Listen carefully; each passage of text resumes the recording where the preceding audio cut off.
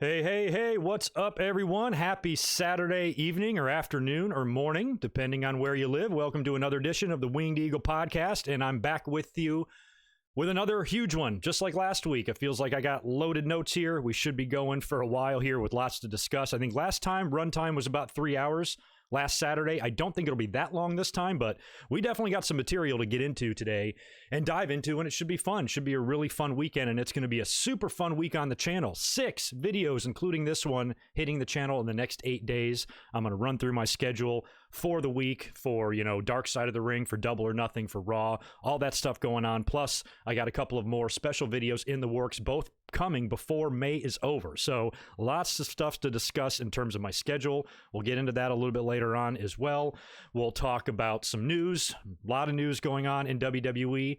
Brand to Brand Invitational is a big load of crap, and I'm going to rant on that later on. Martha Hart appeared on Chris Jericho's Talk is Jericho podcast. That was interesting. We've got an Intercontinental title tournament going on right now because Sami Zayn was stripped.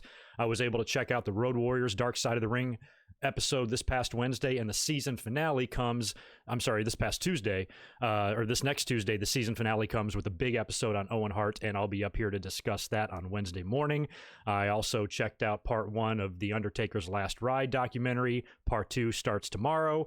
That's really interesting. Lots of news coming out of Monday Night Raw with Becky Lynch getting pregnant. The Wednesday Night Wars were fun again this week with 2 excellent shows from AEW and NXT, and we've got a little bit of news pertaining to last night's SmackDown as well, but not much. But across the board here, that's really a lot to get into, so it's going to take a while. So hopefully you guys can kick back and chill out with me this afternoon, and we'll talk some wrestling. Let me knock out a couple of quick super chats right now, then we'll get into the introduction stuff, and then we'll dive into the news. I do want to wish a quick happy birthday to awesome supporter of the channel and Patreon supporter as well, Nick Musser. Happy 25th birthday to you, my man. I appreciate the $2 super chat, and I'm glad you're able to spend it with us. Hopefully we'll give you a fun birthday evening here and some fun wrestling discussion. Got another one rolling in from, where you at? All right, there you are, DM23. Thank you for the $10, man. Appreciate it. Today is your 30th birthday. Holy crap. Well, happy birthday to DM23 and to Nick Musser, 25 and 30. Holy crap. Just wanted to say thanks for always keeping me entertained and keep up the good work. Well, I appreciate it, man, and happy 30th.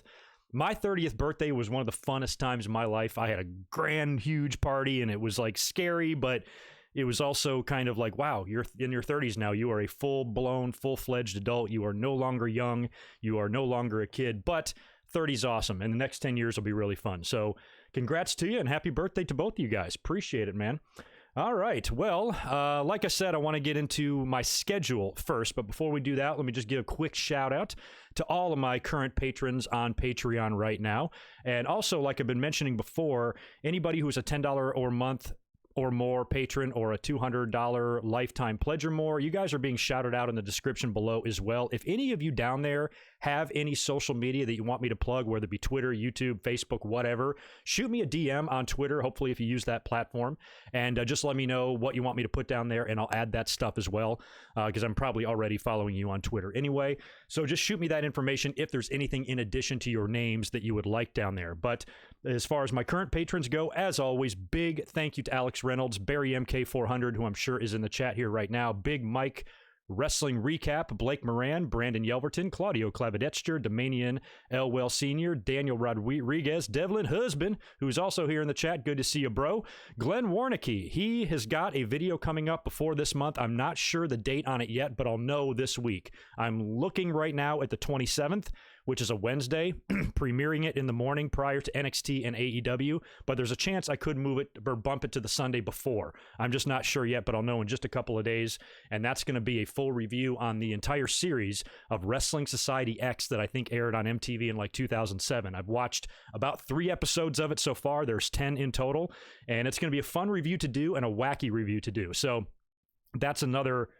excuse me, that is another video that is coming to you guys this month. And by the way, Glenn, if you are listening right now, don't forget to remove that $150 pledge so you don't get charged again on the 1st. Jimmy Anderson, thank you as well, my man. Jordan Carg Music, John Riffle, John Rediford, Josiah Blevins, K-Dogs Kennel, Keith Salyers, Michael Cuomo, Michael Tong, Mr. Steve, Nathan Walker, Nick Musser, happy birthday to you, man. Reese Jones is sponsoring tomorrow's video on Edge. We're going to talk about all 11 of Edge's world title wins. That video is courtesy of Reese Jones, coming tomorrow night, which I'll get into in a second. Ryan Y, Scott Moss, Scotty Cura, Steve Myers, and the Double Z TV. Thank you to all of you for all your support.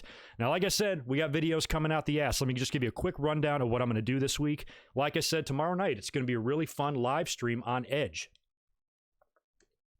Pardon me while I take a sip of water. We're going to discuss all 11 of his world title victories, his WWE world titles and world heavyweight titles, and it's going to be more of a discussion and a hangout than an actual like podcast and review. It's more done for fun. Now, I have gone back and watched all of these matches, but a lot of my, a lot of the storylines around that time, I was kind of only a casual observer. So outside of my basic knowledge of the feud and the feuds and the angles going around at that time. You guys might have to help fill me in on some of the history and what led to all this stuff. So it should be a really fun kind of just chat and hangout. I'll open up a couple of beers and we'll talk some Edge tomorrow night at 5 p.m. Pacific, the same time as this podcast airs, is when I'm going to go live with that Edge review. And a link to that will be up in a little while later tonight, probably with the audio of this podcast. Also, on Monday, the next day, so 3 straight days of live streams again, just like last week. I'll be up here immediately following Raw this Monday for a Raw review. And then, of course, Tuesday is the season finale of Dark Side of the Ring, and that's going to be done on the Owen Hart tragedy and death. And I'm going to do a full review on that, just like I did for the Chris Benoit season premiere, and that was a 2-parter. Owen Hart is just a 1-parter. So after that airs on Tuesday night, I'm going to actually record a review and edit it, and I'm going to premiere it Wednesday morning. So that will not be a live stream or anything like that. That's going to be a full-blown like podcast review on the whole deal, because you know how important that whole Owen Hart situation and family is to my wrestling life and my wrestling fandom and all of that. So I'm going to have to dedicate a full review to it, and I'm looking forward sort of to doing it, even though it's going to be gnarly. So keep a lookout for that on Wednesday morning. And then, of course, next weekend, we've got Double or Nothing. So since AEW runs their shows on Saturday, I'm not going to bother with a Winged Eagle podcast on Saturday. I'll bump that to the day before. We'll do it Friday night, probably after SmackDown, and I will also predict the Double or Nothing pay-per-view. And then on Saturday, I thought about doing a reaction for Double or Nothing. I just don't want to risk anything like a bullshit copyright thing or something like that, because with the pandemic, you know, YouTube has sent messages out to creators that they're kind of understaffed, so videos could get flagged for no reason type of thing. And since Double or Nothing is on pay-per-view, there could be a lot of people trying to pirate it and shit. So I don't want to really risk doing a reaction. So I think I'm just going to do a review of Double or Nothing, probably only an hour long. We'll make it quick. And that will be Saturday night immediately following the pay-per-view. So that's a long week of videos just this week alone.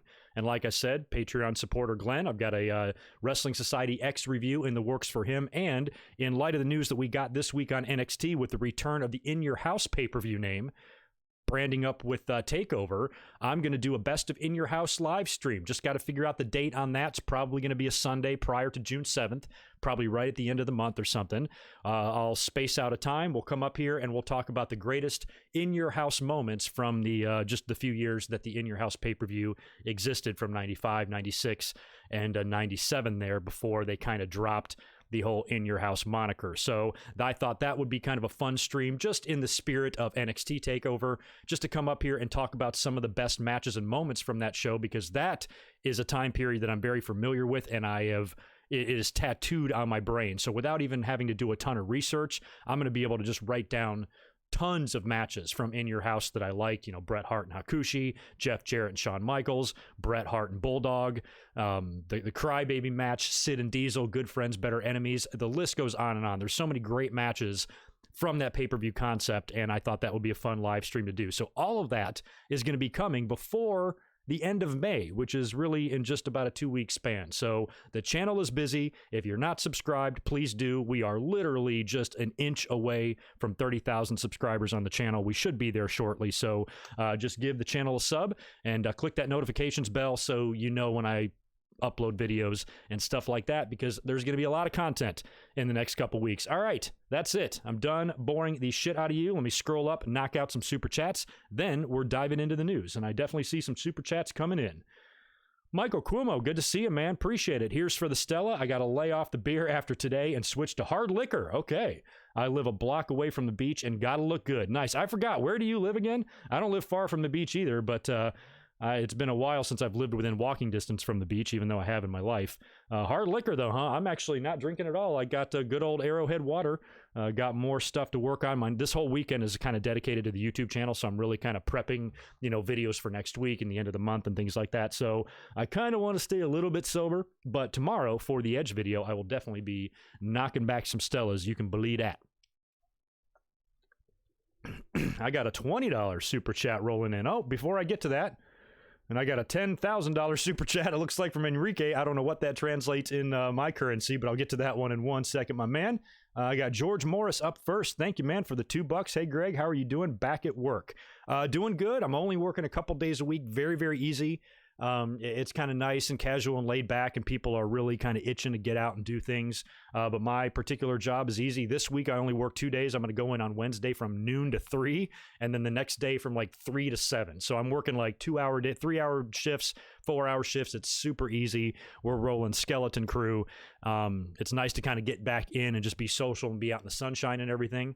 But I still think we're a little ways off from being able to fully open at 25% capacity and all that. But we got a whole bunch of new guidelines. It's funny. The one thing we do know when we are able to reopen is we have a whole bunch of new policies. And I had all this paperwork. My boss was like, take this home with you and read through it because you're going to have to help me enforce this shit. And it's just page after page. So it's a mess. We just don't know when we can start all that yet. But so far, things are going all right. And at least in terms of my life and job and stuff like that, I'm weathering the storm, and I feel very fortunate and very lucky that this wasn't worse for me, especially when so many people are struggling out there. So I hope you guys are doing all right as well, because, we're a couple of months deep into this thing now and it's almost starting to become normal, which is scary.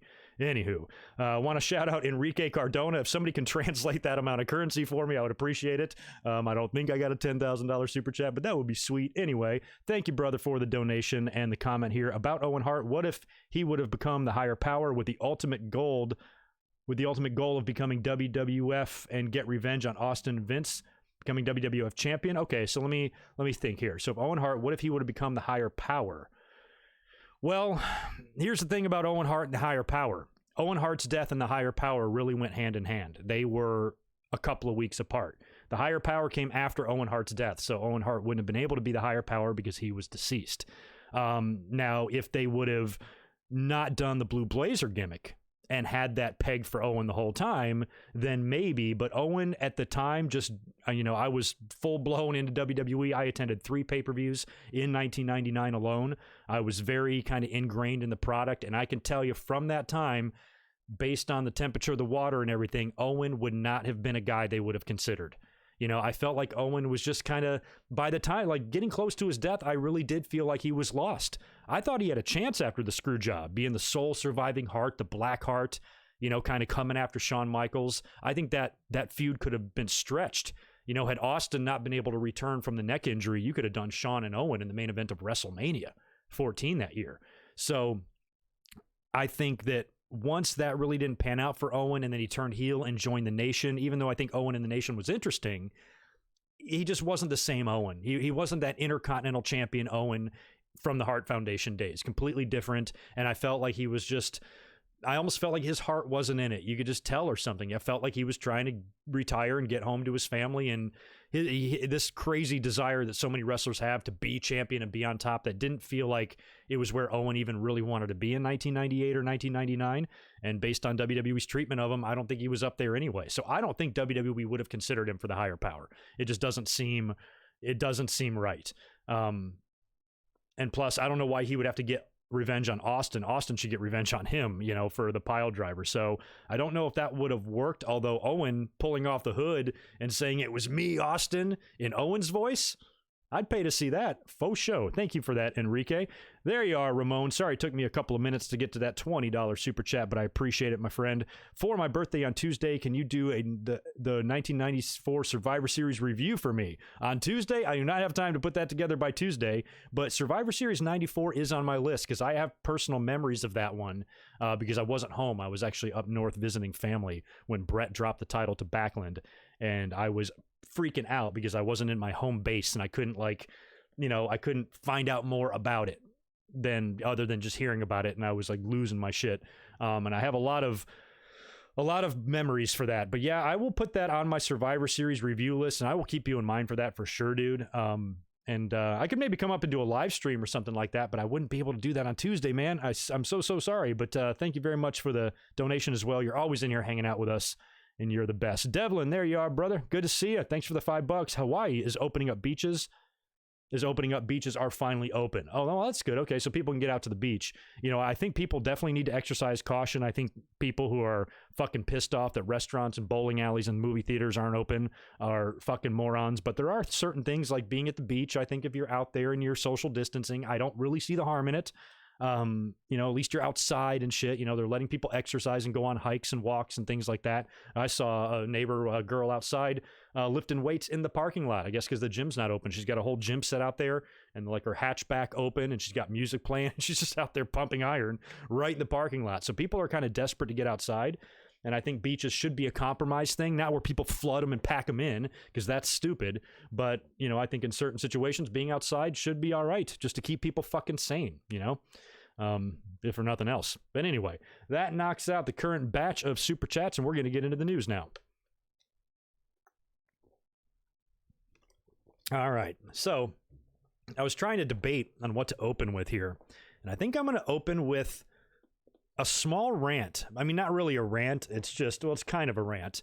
I just want to tell you guys how absolutely mind-blowing fucking ridiculous I think that this brand-to-brand invitational is that was initially and originally announced on Monday on Raw when they said that Baron Corbin was going to be coming over to Raw to face Drew McIntyre next week. And then they countered that on SmackDown by having Charlotte show up on SmackDown last night, and they've entered AJ Styles into the Intercontinental title tournament, a tournament that doesn't contain a Cesaro or any other, more than capable SmackDown star being in the tournament. And it was basically, I guess, WWE's way of just utilizing all of their talent, because all of the talent is in Orlando. Every show is being produced from the same building. Everyone's there. You might as well use them all, right? That I'm perfectly fine with. But what drives me so absolutely balls out crazy about WWE is their absolute refusal just to be real with the audience. This is so fucking inauthentic to me. This is so stupid that WWE feels that they got to pull some BS rule directly out of their ass just to explain why they're using all the talent, when I think the fans, I said this last week in the podcast too, or I said this Monday night, I said this Monday night during the Raw review. I said that I would just appreciate the honesty so much more as a wrestling fan, as somebody that just doesn't want, I don't like my intelligence insulted. I'm already a wrestling fan. That's hard enough. So, it's their desire to like market and brand and come up with a little tagline or catchphrase for every single little fucking issue just drives me nuts. All they would have had to do is have Vince McMahon or Michael Cole or Corey Graves or Renee Young or whoever backstage with a microphone in their hand saying, due to the coronavirus pandemic and the COVID-19 situation and the fact that we are all stuck here in Orlando, and in an effort to provide you, the audience, with the best content and the best matchups possible, we are going to use all of our talent in all of the shows until this pandemic is over. When the superstars return to the arena, then the wrestlers will return to their brand. That's all they had to say. And if they would have said that, I would have been like, damn, WWE, good on you for being real. Because you know who's real? You know what American wrestling promotion right now is the most real when it comes to this pandemic? AEW. They're testing people. They're acknowledging what's going on commentary. They're not afraid to have somebody wearing a mask on camera. You don't see that on SmackDown and Raw and NXT. They acknowledge this thing exists. They even have the wrestlers in the stands, which is really, really helping the in-ring product of their show. And the word on the street is, according to the dirt sheets, that Vince McMahon doesn't want to do that. He's not interested in it, probably because he hasn't watched one single second of AEW in his life, where if somebody just glued his face to the TV for 30 seconds so we could watch a match and listen to that, he'd probably change his fucking mind. So AEW, every week on TV, I just feel like they treat us like adults. I feel like they treat us like adults. And WWE treats everybody like children. It's like they have to almost sugarcoat everything, the way a parent would try to make something easy for a toddler or some shit like that. We're not kids, man. We're grown-ass fucking adults, most of us anyway. And I don't understand why they have to make this stupid shit up. Brand-to-brand invitational, it's the same thing as the wild card rule. It's the same thing. They panic because of the ratings. So then they're like, okay, we got to figure out a way, to get Roman Reigns on this show or get Charlotte on this show or whatever they think in their head is going to affect the ratings. They got to make up something that just sounds so ludicrous instead of just being honest and saying, you know what, fuck this brand split. I said on Twitter, Charlie Sheen has a better record in rehab than WWE does in doing brand splits. This fails 100% of the time. They have never once gotten it right. Not once. They've never even come close to getting it right. Even when they try, they just can't resist. All the way back to the very first one in 2002. That same year, Raw and SmackDown guys were having issues. Guys were going to other shows, and that was probably when it was done the best, and it just got worse and worse and worse every time they tried it. Tried it again in 2016, and it felt like they meant it this time. Big announcement, SmackDown's going live day after Monday Night Raw. It's going to be a big deal. I even believed it. Did a big video talking about how optimistic I was about it. Failed again. I never learned. And here they tried it again.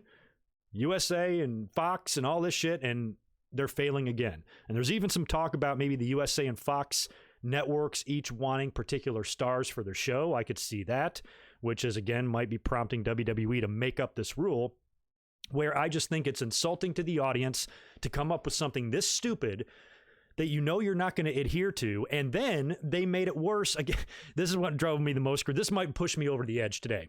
It's the same mistake they made with the wild card rule. The wild card rule, even though it's stupid on its own, okay, that's fine. The wild card rule, talent can mix brands now. It's called the wild card rule. Fine, leave it at that.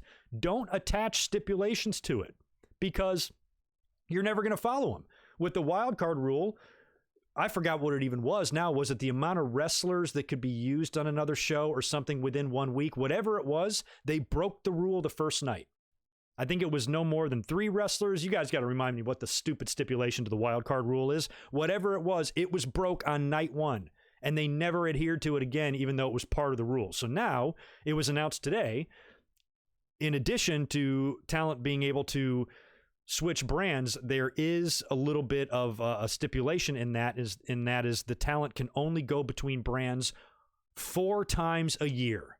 Why 4? Why 4 times a year? Why even put this limit on it when the only point of it is so you can mix talent? So now basically WWE's making things more complicated for themselves, and they're never going to be able to follow this. There's absolutely no way, because once they burn, because if that's true, Charlotte's already burned through her 4. If you consider her an NXT talent, I think technically she's considered a Raw talent, which brings me to one of the most absurd quotes I have ever heard in my life. I put it on Twitter, uttered last night by Corey Graves when they announced Charlotte for the show. These words came out of his mouth. He said, NXT Women's Champion Charlotte from Raw will be here on SmackDown. He literally covered all 3 brands talking about one wrestler. And so if you consider her an NXT wrestler, she's already been on Raw twice. She was on SmackDown last night, and she's going to be on SmackDown next week taking on Bayley. There's her 4. You're done. So it's stupid to even make this rule, because WWE has no forward thinking and they don't plan way ahead. So they're just going to fucking shoot their load on these wrestlers, and they're going to burn off 4 appearances for somebody. But then something's going to come up where they're going to say, we really want to use him for that. Okay, let's make a stipulation where he has a match and then it earns him another chance to go to another brand. Like, that's what they're going to do.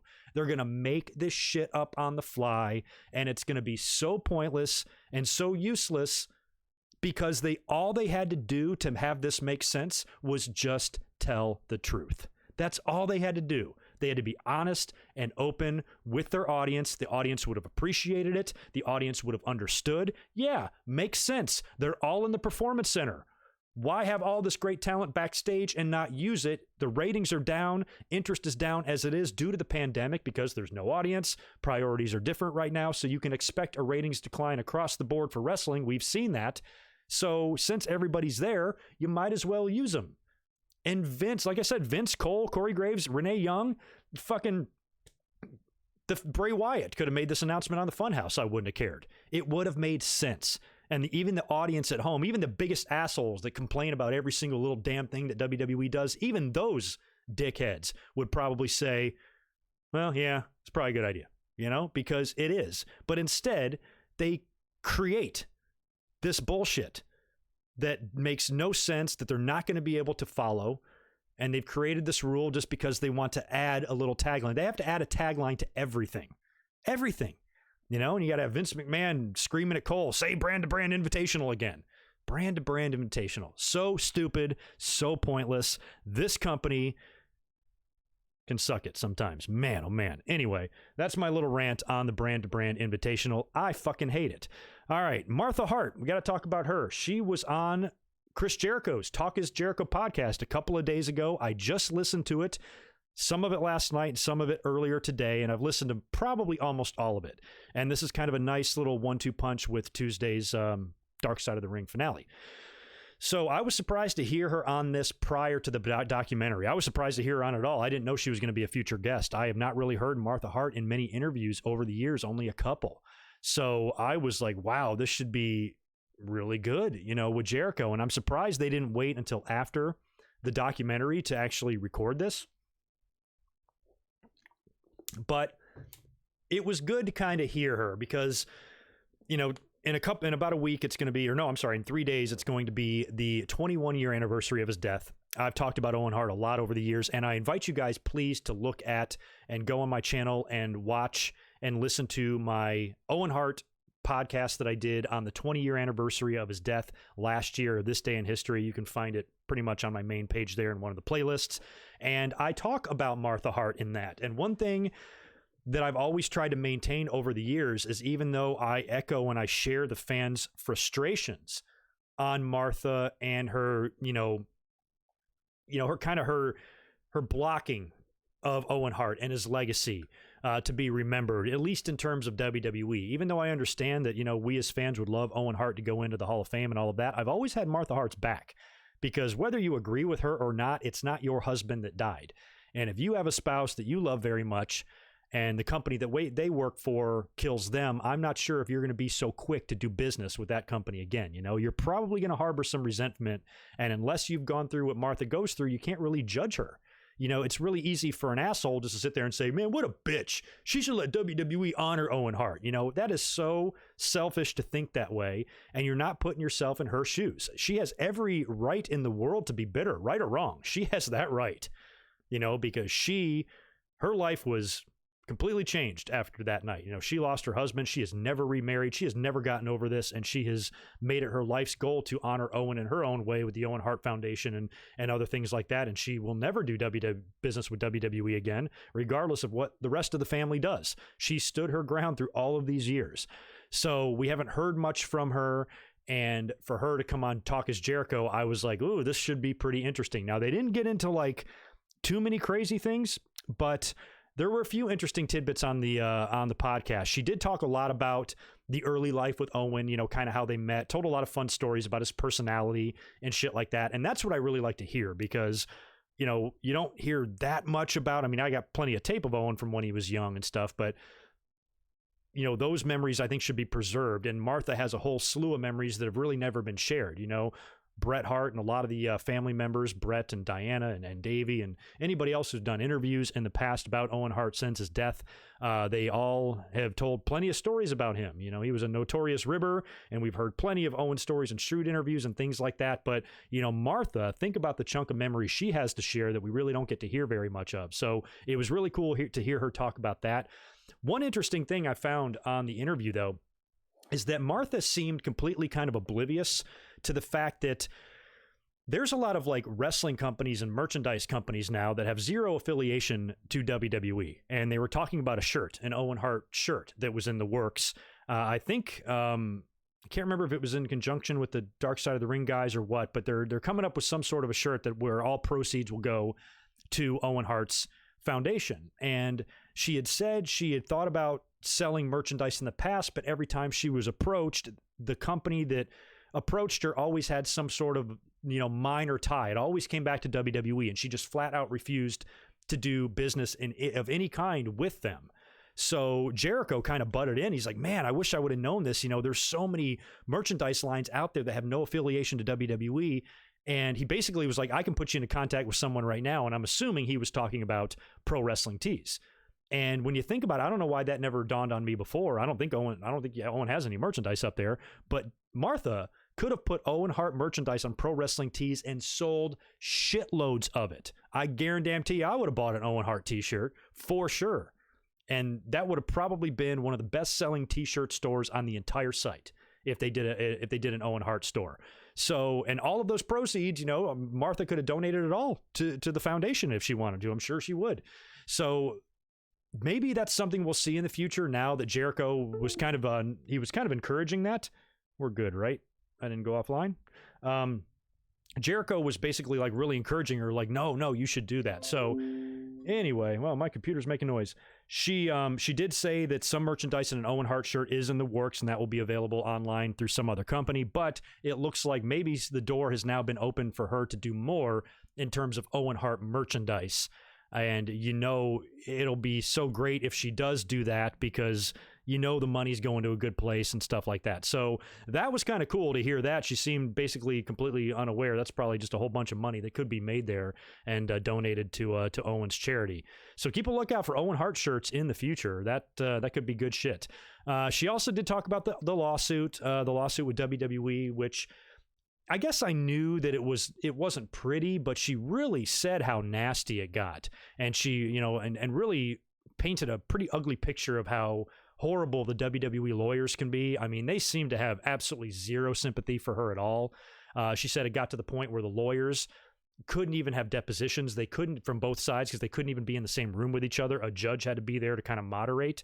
It was so nasty. It was, basically almost coming to blows, and it got dirty. Even a countersuit, WWE or Vince McMahon even sued Martha Hart for Owen Hart's breach of contract, which that was tough to follow. She didn't really explain that well, but it had something to do with WWE's desire to move the case to Connecticut, because in Connecticut, you cannot, Connecticut does not award punitive damages, where if the lawsuit would have stayed in Missouri, there's clear a shit ton of negligence there, and the punitive damages would have been through the roof, and Vince and WWE wanted to avoid that at any cost. And she talked about how she was just really hell-bent on getting justice, and she didn't really understand that nobody was really going to be in any sort of trouble other than financial, because there was talks of settlements, and she didn't want to, finally the lawyers were encouraging her to, to give the other side a number that they'll deny, but it'll get something in the works, and it'll set the process for, the trial to move faster. And she's like, well, shit, I don't want them to accept the offer because I want justice. And she said one of the lawyers kind of put it bluntly to her. She's like, well, nobody's going to go to jail here. The only justice you're going to get is money. That's it. At the end of the day, that's all this is coming down to. Nobody's going to be thrown in jail. Nobody's going to get in trouble. Nobody's going to be arrested or anything like that. There's no justice that you can really get other than financial. And that's when she decided to kind of shift her attention to, instead of, revenge and justice on WWE, is taking this settlement and, honoring her husband with it and creating the Owen Hart Foundation. And that became her main motivation. And that's been her main motivation now for the past 21 years. And, to where her kids even, she talked about Oj and Athena. They're both very involved in it. And it was kind of an eye-opening interview. I just really feel for Martha. I know a lot of fans don't like her and stuff, but I've always kind of had Martha's back. I don't agree with Martha on some things, but I can't judge her. Who the fuck am I? It's not my husband that fell from the ceiling. It's hers. So she can do and say whatever she wants. And I really have never had a problem with Martha Hart personally. Yes, I kind of wish she would make a different decision from a wrestling fan's perspective, from a personal standpoint. Brett got over it. Even Stu made an appearance for WWE after Owen Hart's death. There have been a lot of family members that do accept it as an accident, but Martha just has a different perspective. That was her husband. I've talked about that. Like I said, go listen to my Owen Hart commentary from last year. I talked about how they were building their house. They were like moving into the new house that they just built. Owen worked his whole life just to have that piece of dirt, build a shack so they can live in it. They're literally moving boxes in to the new house to start their life, and he dies. I'm not sure if I'd be over that either, and it would, and she pretty much does not seem changed at all in the podcast, talking to Jericho. She basically is like, nothing at all. I don't even want to touch WWE. I don't even want to be in the same state as them. Fuck them. No way in hell over my dead fucking body will I ever do any sort of business with them ever, ever, ever, ever. And that's one thing that does not seem to have changed with her from the day that Owen Hart died up until right now. So give it a listen if you want. It might be a nice little appetizer going into Tuesday's very interesting episode. I'm sure it's going to be, we're going to see a lot from her, and we're going to see a lot of stuff that we, probably have never heard before, and it's going to be interesting. And like I said, I'm going to do a full review on it. It's going to be released and will premiere on Wednesday morning. We'll get into it this week. It's going to be crazy. Speaking of Dark Side of the Ring, I did catch last week's episode on the Road Warriors, and I can't believe I'm going to say this, but I didn't enjoy this one as much as the others. I think this might have been the weakest of the episodes so far. I think Schultz was better. Abrams was definitely better. This one, I guess I didn't, because I mean, another problem with the, well, not really problem. The Dark Side of the Ring series is fantastic, and I really hope there's a season 3. But I think that when it's only 45 minutes, there's only so much you can get into. And I'm surprised that Owen Hart is only a one-parter. You know, Benoit was a 2-parter. There was a lot to get into there, and there really should be a lot with Owen too. But they're going to have to cram a lot into 45 minutes. So I understand you can't talk about everything. But with the Road Warriors, it was cool to see Hawk's brothers on there talking about him. There were some cool stories about Hawk that I enjoyed that I never knew before in terms of his young life and his personal life, some of his childhood pictures and things like that. I enjoyed all of that. But in terms of telling the story of the Road Warriors, I think they glossed over a lot. As a matter of fact, I've shouted this DVD out. I have it. It's from the old days. It's right here. Happens to be close to me because I pulled it out. I think the WWE did a really good job on this Road Warriors DVD from a few years back. It was long. I want to say it was like almost 2 hours long, the documentary portion of it.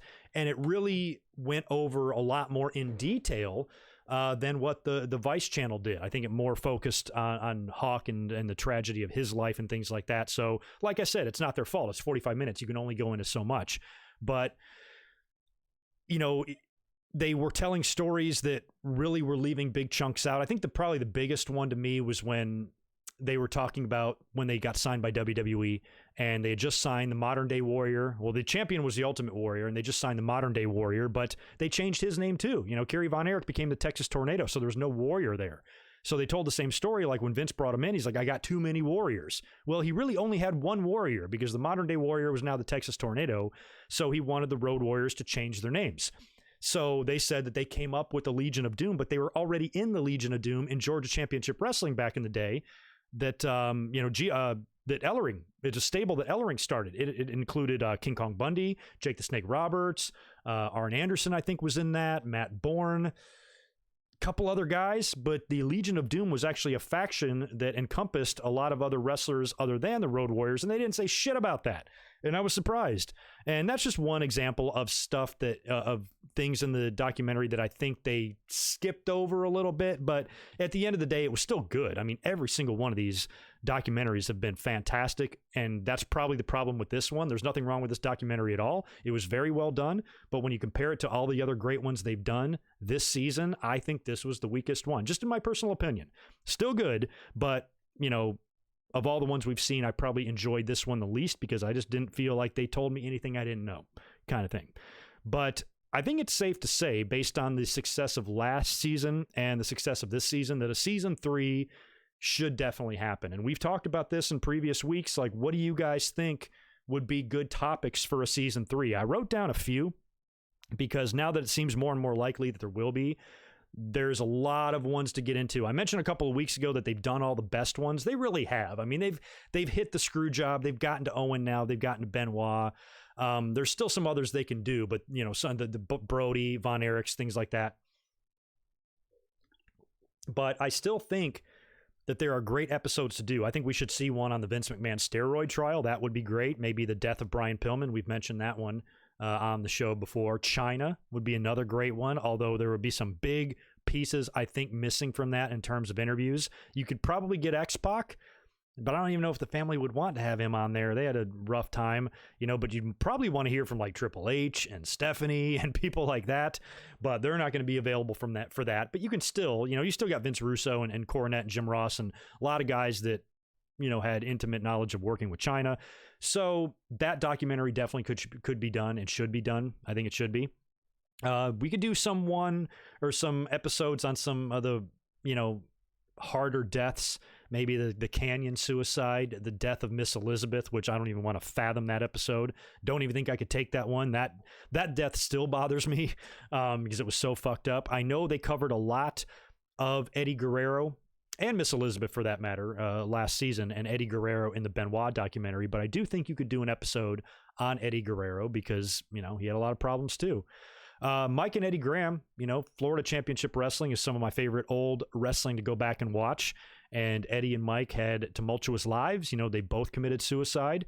And there's definitely a lot to talk about there. The plane ride from hell affected a lot of careers, changed a lot of things in WWE. That could be an episode. Maybe Vince Russo and Ed Ferrara's run in WCW and how fucked up that got. The whole Bash at the Beach incident with Hogan, and Ferrara doing the Oklahoma gimmick, and just the overall failure that Russo and Ferrara in WCW was. And maybe an episode as well on the Ultimate Warrior. Ultimate Warrior, I think, would be a good one because he's got a dark side of his personality, not a really likable guy, kind of crazy. He had a tumultuous falling out with the WWE, only to reconcile, go into the Hall of Fame, and then bizarrely die literally the next day after cutting a promo on Raw talking about breathing his last breath. I think there's a lot to talk about there, but again, Dana Warrior probably would not be involved in that because WWE is with her, and I don't think they'd want her to do it. Plus, I don't think they would paint. I think they'd be honest about the Ultimate Warrior, and they're not going to try to make him look better than he really is, and they'd probably be honest about who he is and some of the things he said. So I don't know if she'd be keen on doing that. I doubt it. So it would have to be other people. It would have to be, kind of like the DVD they did, the self-destruction on the of the Ultimate Warrior. I think if you did one of those on the Warrior, it would be mostly negative. So yeah, those are just some ideas. What else do you guys think that they could do for season 3? Let me scroll back down here. Where are we? I think I'm way behind on the chat there. All right, we got about 300 people in here so far. That's kind of good. Will you guys do me a favor and smash that thumbs up button for me? I'd appreciate it. And I'm about to get into the weeks of TV here in just a second. Oh, yeah, Magnum TA. That's another good one. Magnum TA is a great episode because his story is so sad. So sad. Braden Walker. I don't think so. Sonny. Yeah, we talked about Sonny. You guys mentioned Sonny last time. We talked about this, and I remember saying that Sonny, I feel like her story's not over yet. Sonny is still really fucked up. She just got out of jail, and she's selling disgusting pictures of herself on the internet right now to support herself. I really doubt she's going to ever get over her problems. It's going to take something catastrophic. You would think spending months in jail would do that to you, but not to Sonny. And I just don't trust her. She just seems like every time she gets in trouble, she goes right back and falls into that. So I feel like her story's not done being told yet. And not only is it a tragic story, it could still potentially get more tragic because she's not there. If she ever cleans herself up miraculously and you believe her, and DDP gets a hold of her or something and turns her into what Jake Roberts or Scott Hall is, maybe, and then she can be involved in that and everything. But to do a dark side of her career when she's still in the middle of the dark times in her career, I don't think is timely right now. So I don't think that one would work, and you could include Candido in that too. I mean, Candido had a sad death. Here's one, all these young wrestlers dying, at least they're doing it to themselves, because they're being stupid with the drug use and things like that. And they're digging themselves into an early grave. Chris got knee surgery and died on the operating table, so it's, that's an extremely sad story, but unfortunately, I don't think it's ready to tell. It's time to tell it yet. I think you got to wait and see what the future holds for Sonny, Edge and Lita affair would be good, but again, there's going to be a lot of players that cannot be involved in that. Well, Matt Hardy could. He's not with WWE anymore. Maybe Lita could too. That would be an interesting one. Yeah. But anyway, it should be interesting next season. There's a lot of good options for them to do. And if we do get a 10 episode season again, we can bet we're going to get a few of these at least, maybe not all of them, but there's a good chance some of these ones that I mentioned will get done. And speaking of kick-ass, awesome documentaries, got to talk about The Undertaker's Last Ride. I talked a little bit about this on Monday's stream. The Last Ride documentary part 1 aired last Sunday. Part 2 is up tomorrow. I'm assuming that'll be up all day, like in the morning or something like that. So I'll be sure to check that out. And tomorrow is the day that they supposedly get in detail as to why Undertaker came back after the WrestleMania 33 match. When I saw the previews, they were making it seem like it was Vince pushing for it, and I even said that in the past couple of episodes, so I apologize for being stupid. It appears now that it's the Undertaker's desire to not let that be his final match that really pushed and got this thing done, along with the fact that apparently last year, the Undertaker signed a 15-year deal with WWE.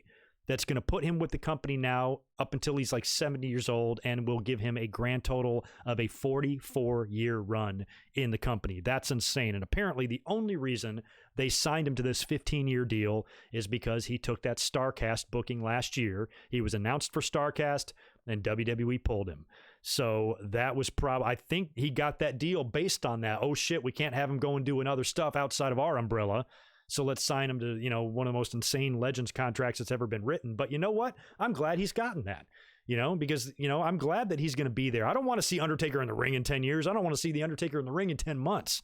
But he's a legend. He, like I said, he's the Godfather. I talked about him on Monday, how he really inherited the throne in my mind that Andre the Giant had in terms of that just epic locker room figure that you respect more than anyone else. He's the ultimate say. He is the, you know, final word in everything. He's the judge, the jury, and the executioner, and he's that guy. So, you know, for his presence to be in the WWE, for his spirit now to be in the WWE for the next 15 years, I have no problem with that. I just don't want to see him in the ring. If he wants to come out and make an appearance at WrestleMania like The Rock does when he set his name on fire and shit, great. Get in the ring, have a face-to-face with Sting for all I care. Just no more wrestling. Just wrap shit up. And on November 22nd of this year, on the 30th anniversary of the Survivor Series, hang it up for good. But we will get a lot revealed to us, and I did read some spoilers on that. Shout out to Sean Ross Sapp, who had a really good article up on Fightful. He got a look at part 2, and he wrote up a review on it. So if you want some spoilers there, you can go check that out. And he revealed some of what we learn in tomorrow's documentary, and it's going to be pretty good. Like and we're only 2 parts in, you know, don't forget this is a 5-part series. So I think tomorrow is going to be one of the juicier episodes, and I'll be eyeballing WWE Network. Maybe it's even available here in a couple of hours. I don't know. But the minute that is available on the network, I want to be watching that. And we'll get into that, my thoughts on that on Monday during my Raw review. And maybe we'll even touch on it tomorrow night in the Edge stream. Not sure. Depends on when I watch it. But anyway, that kind of does it for the news. We'll jump into the week of TV now. We'll just briefly touch on Raw because I can't ignore a couple of things. And then we'll talk in detail about AEW and NXT. And we'll wrap business up with SmackDown. And all right, cool. Keep smashing that thumbs up for me. At least try to get me up to 100 likes so I don't look like a Jay Brone. I'd appreciate it. I've been really happy with the numbers lately on the YouTube channel. We have good audiences in the live streams. We have good overall views. Subs are climbing. Life's good. Anyway, let's talk briefly about Monday Night Raw. Now, of course, I was up here on Monday immediately following the show for a full review, so you can check out my kind of match-by-match results of that if you would like. But, of course, the big news, the big bombshell story from Monday night was Becky Lynch announcing her pregnancy to the world and announcing that the previous night's Money in the Bank match, which was already filmed a couple of weeks ago, was in fact for the Raw Women's title. Asuka came out there, she's presented the belt, she dances around, and Becky Lynch reveals that she's going to leave and go be a mother. So it was a really good segment because it was all completely real. There's some talk, and I've seen this more than once, and I have a hard time believing it, but there's some talk about Asuka really not knowing that that's what Becky Lynch was going to say. Like, that was her genuine reaction. I just think Asuka is a good actress.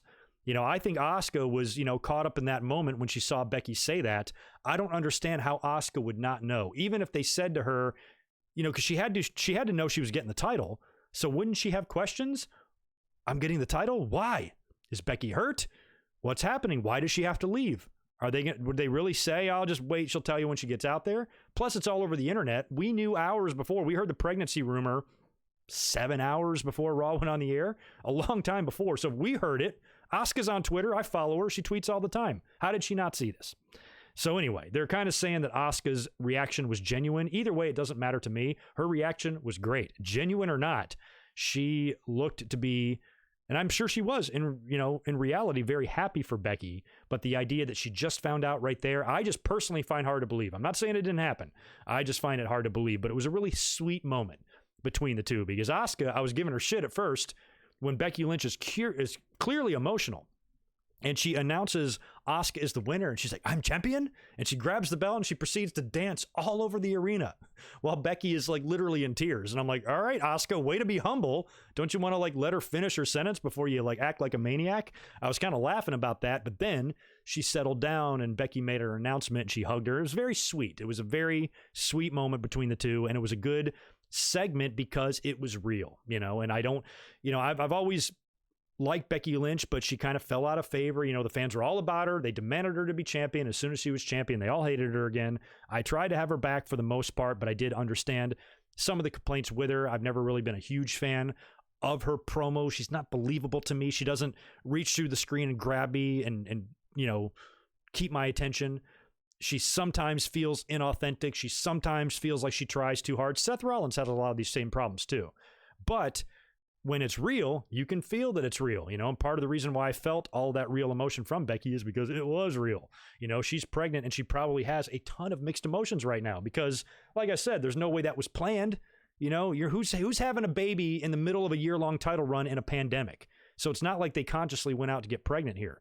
So she's having a baby and she's, on the one hand, sad that she has to leave this business for a minimum of a year and a half, even if she wants to come back right away, even if she's one of those mothers that's going to be in the gym the day after she has the baby, hire a nanny, work out as hard as she can to get back into the ring, it's still going to be a while, you know? So, and that's on the fast track of things. You know, if she takes her time and spends some time at home first and, you know, analyzes what it's like to be a mother and what this means for her life and everything, it could be a while before we see her. So, you know, but at the same time, she's going to have a baby. She's starting a family with Seth Rollins, who she loves very much and is engaged to.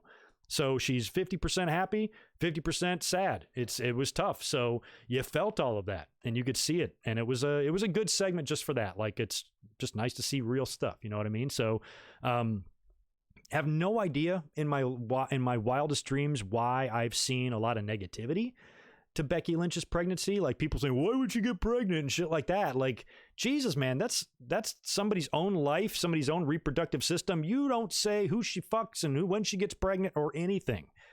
You know, even Jim Cornette, who I, you know, really try to like, but goddamn, you know, this guy gave her shit, you know, and basically he's like, she shouldn't be doing this. She still has years to have a baby. I mean, she's like 30 something. So people giving her shit, I think, are assholes. I think that's probably the most asshole-ish thing you can do, is to be a selfish dick. What? What's she having a baby? Because she has the fucking right to.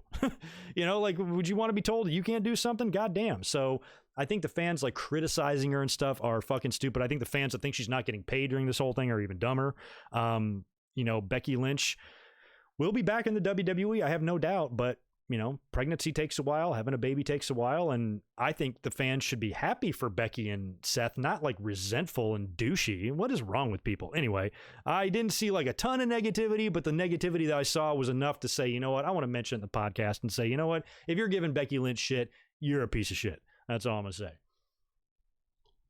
Also, on Monday Night Raw, we had Randy Orton challenging Edge to a wrestling match. That was the final segment, so they're going to wrestle now at Backlash, I guess. And that's going to be a wrestling match. I thought that was weird that they're kind of going in reverse. Felt like they did the blow off first and then they're backtracking to the wrestling match. Doesn't make sense to me, but that's what they're doing. Orton and Edge will be back in the ring in an actual one-on-one match for the first time since 2011. And that is awesome. Just wish a crowd could be there for that. And the other sort of big news on Raw was the Iconics return to TV and defeated Alexa Bliss and Nikki Cross in a tag team match. And that'll probably now set up a tag title match between the two teams, either on TV or Backlash or whatever. Iconics, they do nothing for me, honestly. Don't dislike them. Peyton Royce is not tough to look at or anything like that, but the team, it's just, their story is cute. You know, they're best friends and they came up together and they both made it together. It's like the female version of Edge and Christian, just not nearly as good. And there was a time where I was kind of like, liked them a little bit, but then I was like, nah, they just do nothing for me. So even when they returned, I'm like, oh, great, these two annoying people are back. And now that they hold a victory now over the champs, I guess that's going to mean we're going to get a title match. And I hope we don't get a title switch. The Kabukis had a decent run with the titles, and Alexa and Nikki should hold it for a little while longer. I don't want to see them drop it in the first title defense to the Iconics, but knowing WWE, that's what we're going to see. What should I get into first, NXT or AEW? NXT, oh, I forgot to write down the ratings, although I think I kind of remembered them. AEW won by maybe about 60,000. Let's talk about AEW. Let's go to AEW, because there's something I want to talk about right off the bat with this show. I think you guys know what it is, because it was so stupid. I also didn't pick a winner in this. Maybe I'm going to pick a winner at the end like I always do, but I think I'm going to have to listen to my own results and my own take on them before I even decide. Normally I write right down at the bottom right here on my notes which show I picked, and I didn't do that. So they're definitely close. I got to give it some thought, though. But let's talk about AEW first, because the opening segment was so stupid. Okay, so Jake Roberts and Lance Archer come out to the ring. Archer, I like the fact that every time he comes out to the ring, he just beats the shit out of somebody. That's pretty funny. Gets in the ring. Jake's cutting the promo, talking about last week with Brandy Rhodes, and says he is not going to apologize for what he did to her. And that's, of course, when he climbed on her and mounted her and dry humped her and put the snake in her face last week. Did all of that, and he's basically saying, no, fuck that, you're not going to get your apology. Says that she should be, what did he say? She should be home baking cookies or something. No, I think that's what Jim Cornette said. Jim Cornette was talking about Becky Lynch's easy bake oven or something like that, trying to tell this woman what she should and should not be doing. Fuck you, Cornette. And here, it seems like Jake is kind of doing the same thing to Brandy and saying that she shouldn't be out there and she should be at home cooking dinner and shit like that. We then hear kind of like a truck engine revving in the background, like vroom vroom, and they cut to Cody, who's in his big, what truck is that, like an F-150 or a Dorado, or I don't know anything about pickup trucks. So he's in this gigantic fucking redneck mobile. The thing's huge. He's revving up the engines just like Austin would have back in the day, and then he like hits the gas and he rolls down the ramp and then just slowly comes to a stop and like carefully bumps over a barricade and like a trash can. Like, it was so pointless. What did he even do that for? Like, he's got this big bad truck, but then he drives up, stops, and then just slowly bumps into the thing. Like, he could have gotten out of the truck and walked around the barricade just as easily in trying to do that. I don't understand why, if maybe he got a little scared, if maybe it was supposed to look better than that and he didn't want to damage the truck or damage anything in the arena, but at least like crash through something, at least build something that can be crashed through, stack of boxes, stack of oil drums or trash cans or something like that at least looks cool when Cody comes barreling through there with his truck. But instead it was such a letdown. It was like, I can't even describe how stupid it looked, but I was like, oh my God, one of the worst things I've ever seen. I don't criticize AEW often because I'm entertained as shit by their TV show, but that was fucking stupid. Cody then got into the ring, starts brawling with Lance Archer, backs Archer off. Jake grabs a hold of him, says, all right, let's retreat. And, they kind of go away. So Cody and Archer will be clashing at Double or Nothing in the TNT Championship Tournament. And in a pretty big coup by AEW, they announced later on in the show that Mike Tyson will be presenting the winner of the TNT Championship. He'll be presenting the belt to the winner of the TNT Championship Tournament. So they've done this twice. Didn't Bret Hart present the AEW title to Jericho or something? Wasn't he involved in that? So now they've done this again. They've gotten another WWE guy, or a Hall of Famer anyway, to come in and do this. And it immediately reminds me of 1998. Last time a big wrestling promotion brought in Mike Tyson, it did not end well for the competition. Although I don't think in this case Mike Tyson is going to be enough to turn the tables like it was for WWE back in 1998. But that's still a pretty big deal and a pretty big name for them to get. And we'll see if that leads to him doing more in the company, if he's maybe he can get involved somehow. He looks to be in great shape. Did you see that sparring video? That was scary. The dude can still punch and hit. So I don't know. Maybe he's going to get involved and do something more in AEW. Maybe somebody will confront him just like Austin did back in 98 at Double or Nothing. Who knows? But he'll be there to present the title to the winner. That's kind of interesting.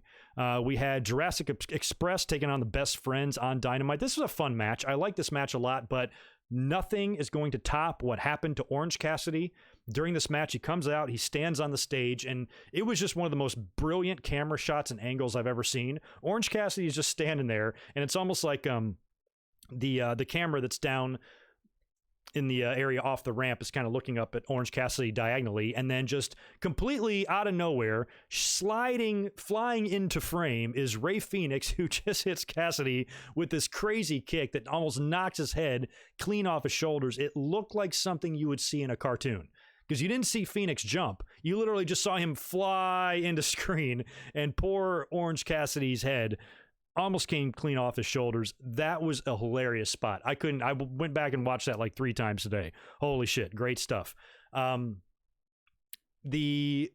Who won that match anyway? Best Friends won that match. I think it was Chucky T nailing Jungle Boy with the awful waffle, because MJF, I think, hopped the barricade. Wasn't MJF out there? He hopped the barricade, attacked Jungle Boy. MJF has got a match with Jungle Boy at Double or Nothing as well. So that kind of furthers that, and that allowed the Best Friends to get the win on Jurassic Express. And really fun match, really fun stuff, but that kick to Orange Cassidy's head was hilarious. The women had a good showing tonight. You know, AEW, their women's roster, I've been saying all along, needs severe help, but they have made strides to get better. You know, I see a lot of people complaining about their women's. Not good, don't get me wrong, but to say they haven't improved is bullshit. They have a lot. And some girls are starting to get on the map now. I'm starting to care a little bit more about Chris Statlander. I've always liked Statlander, but she's pretty much featured most weeks on TV. Penelope Ford has been extremely impressive on TV and doing things that I didn't think she was capable of doing. Britt Baker is getting over more with the role model thing and her dentistry and the promos that she's been cutting and all the Tony Schiavone stuff.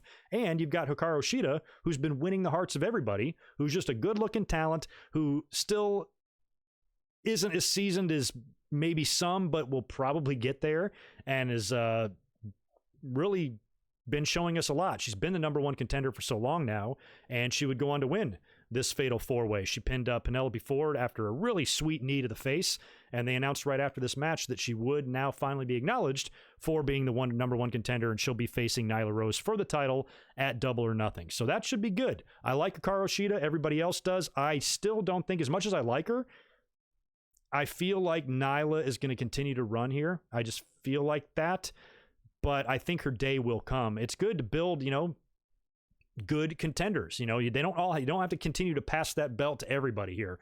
And with somebody like Nyla, who's so dominant, so big, and so menacing, you don't really want to beat her right away, because when she does go down, how many matches has she really lost? Only 1, I think, right? Didn't she lose to Riho to crown the new champion? And I don't think she's lost one-on-one since. Could be wrong. So once she's beaten, that should be pretty awesome. And as much as I like Hikaru Shida, putting the belt on her at Double or Nothing, I think, would be pulling the trigger too early. Just an opinion. But she is somebody that I think is going to go far. And she looks like somebody that like WWE would bring in. You know, she looks like somebody that they'd want an NXT, put in the Performance Center, think of how good she could be. But I still think that she's good. She's promising. And I hope she's champion one day, just not at Double or Nothing. But big win for Hikaru Shida. And like I said, the women are doing better. Still a lot of work to do.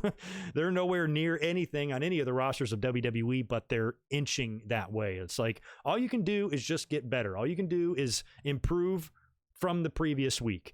And I think that they've done that. You know, a lot of fans think that they should have an NXT caliber roster by now on the women. You can't really do that. You got to build who you have, and who you have needs to get better. It needs to get more experienced. It needs to get more seasoned. They're all getting better at live TV and just being better in the ring in general, because you do see a lot of hiccups in these matches, and you do see some botches, but you also see a lot of signs of greatness.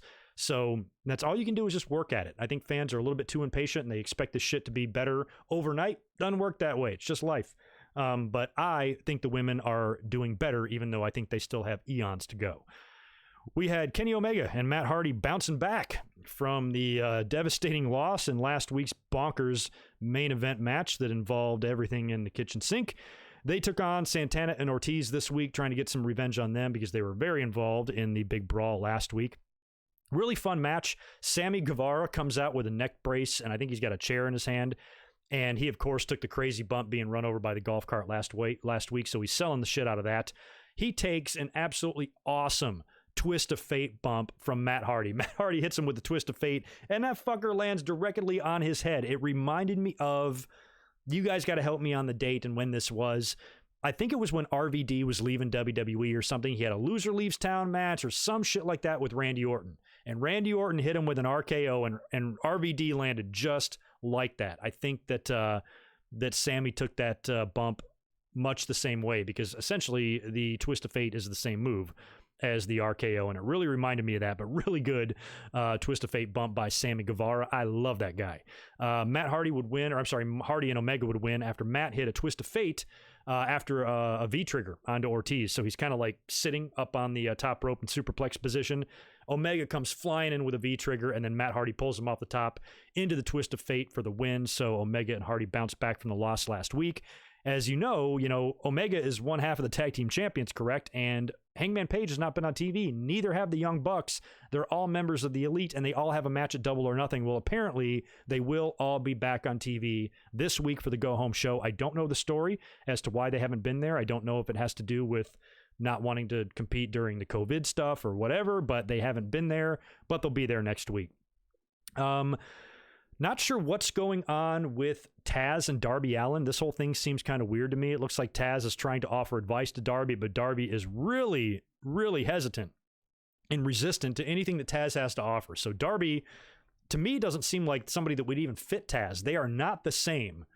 It's one thing, like if Taz is trying to find someone like a Samoa Joe, or some like ass kicker, but Darby Allin is somebody that like Jeff Hardy should try to mentor, not fucking Taz. So I don't know where it's going to lead. I don't know if this is eventually going to lead to Darby submitting and saying, okay, I'll let you coach me or whatever, or if Taz is going to get frustrated because Darby is resistant to his teachings. So Taz is going to find somebody to attack Darby and have a feud with Darby.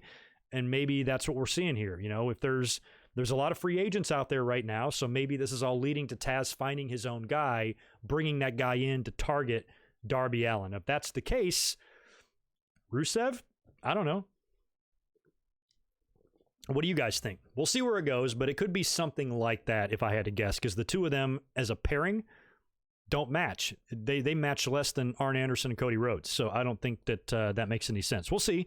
We'll see where that goes. We had MJF, a little squash match. He's back in the ring, taking on Lee Johnson.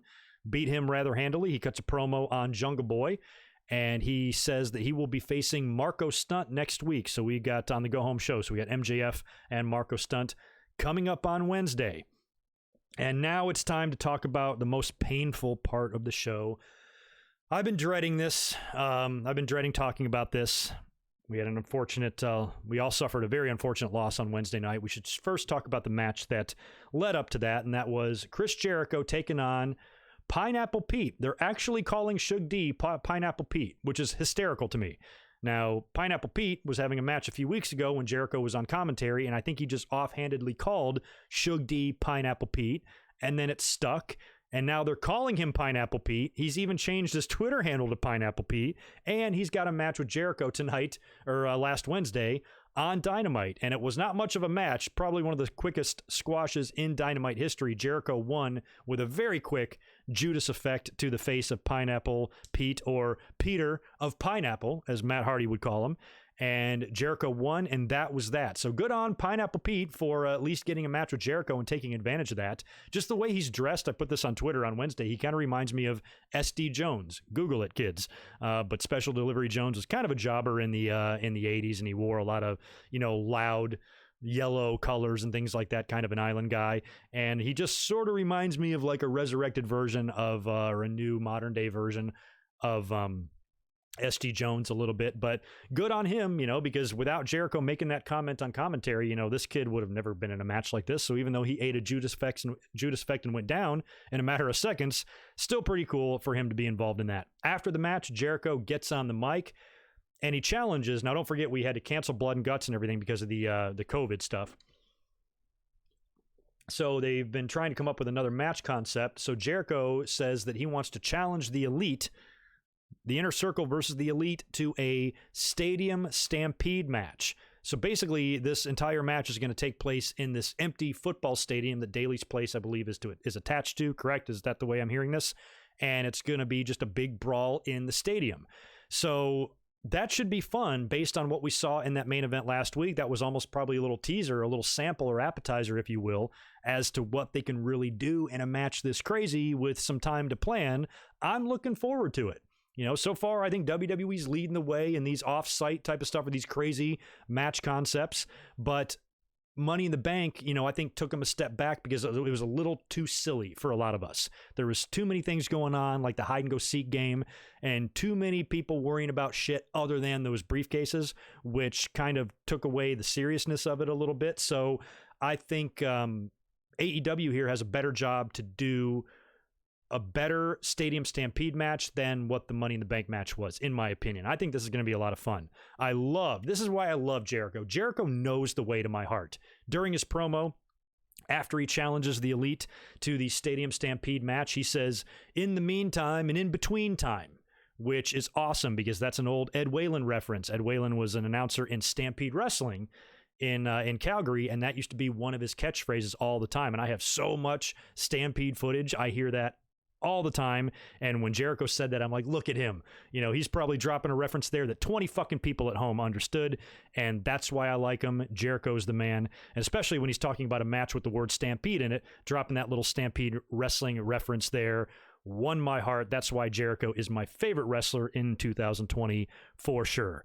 But that would change because as much as I love Jericho, as much as I respect Jericho, I can't condone murder.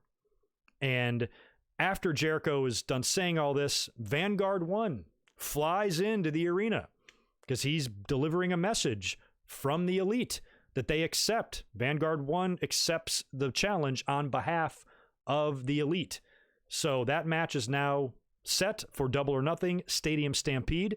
And instead of Jericho and the rest of the Inner Circle saying, okay, great, we're glad they accepted our challenge, you go tell them that we're going to kick our ass, they decided to take out their anger and frustrations on a helpless, opposable thumbless Vanguard 1. And Jericho hit him with the baseball bat and proceeded to smash Vanguard 1 Office Space style right in front of the entire Inner Circle while they talk shit to Vanguard 1. Talking shit, insulting him as Jericho is demolishing him with the baseball bat. You don't get any lower than that. Taking another life? All these little baby drones that he has, his drone wife, what are they going to do now? Because you've so selfishly ended a life just because you're mad at the Elite. It's not cool. Matt Hardy ran in, but too late, picked up the pieces of Vanguard 1. We could all feel it. It almost felt like when the earthquake squashed Damien. I only hope that Matt Hardy shows up next week on Dynamite with Vanguard 1's brother, Lucifer 1. Just like Jake brought in Damien's brother, Lucifer. So maybe we'll see Lucifer 1 next week on Dynamite, and the Inner Circle will be fucked. But anyway, pretty sad moment there on Dynamite. It's going to take a while for us to get over that. Rest in peace, Vanguard 1. It was a great 4 years. He's provided us with some great memories in professional wrestling. I mean, if any of you are struggling to get through this and want to talk about it, my DMs are open on Twitter. If you want to talk about your favorite Vanguard 1 memories, I think that can help, kind of as a coping mechanism to get past something that's devastating. It always helps to talk about it. So if any of you are feeling like life is hopeless and you're not going to be able to go on without Vanguard 1, my door's always open. I'm not going to let you guys suffer like that. I'll be happy to talk to you. And all we can do is just be there for each other, and try to get through it as a whole, as a wrestling audience together. And I think that's the message that needs to be sent here, is just to try to remain positive and be there for each other. No time to be negative in a time like this. So rest in peace to Vanguard 1, his family, Matt Hardy, and everybody that loved him. Cheers. Anyway, next up we had Brody Lee taking on Christopher Daniels. Now, Brody Lee last week, he stole the AEW title from Jon Moxley. He's been wearing it around. He even made the announcer announce him as the uncrowned AEW champion, wearing the belt and everything. Takes on Christopher Daniels. Pretty good match. Daniels gets some pretty good offense in here. Hits at least one of his finishers on Brody Lee, only for Brody to, I think, maybe kick out at one. Kicked out pretty emphatically there. Wound up getting the win despite all sorts of interference from Dark Order guys and the SCU. Finally hit, I think he hit Daniels with his finisher, got the win there. We had Jon Moxley running in there to try to retrieve his belt back, but the Dark Order is able to, Brody, I think, sacrifices one of the Dark Order guys to Moxley. He kicks his ass, and Brody Lee is able to escape with the championship, so he still has it. And that match, of course, is coming up 1 week from today, and I'm assuming that Moxley will get his belt back. In the meantime, And in between time, he should be showing up on TV with his IWGP US title. Just wear that instead. But I guess that this is just done to add a little bit more heat to the feud. And, Brody Lee has been getting a little bit of criticism because, a lot of fans are not into the Exalted One gimmick. I don't even know what the hell happened to Evil Uno. I haven't seen him in a while, or maybe we haven't. I just haven't noticed it. Brody Lee even tried to go. I missed where the interview was from. I always try to credit these guys.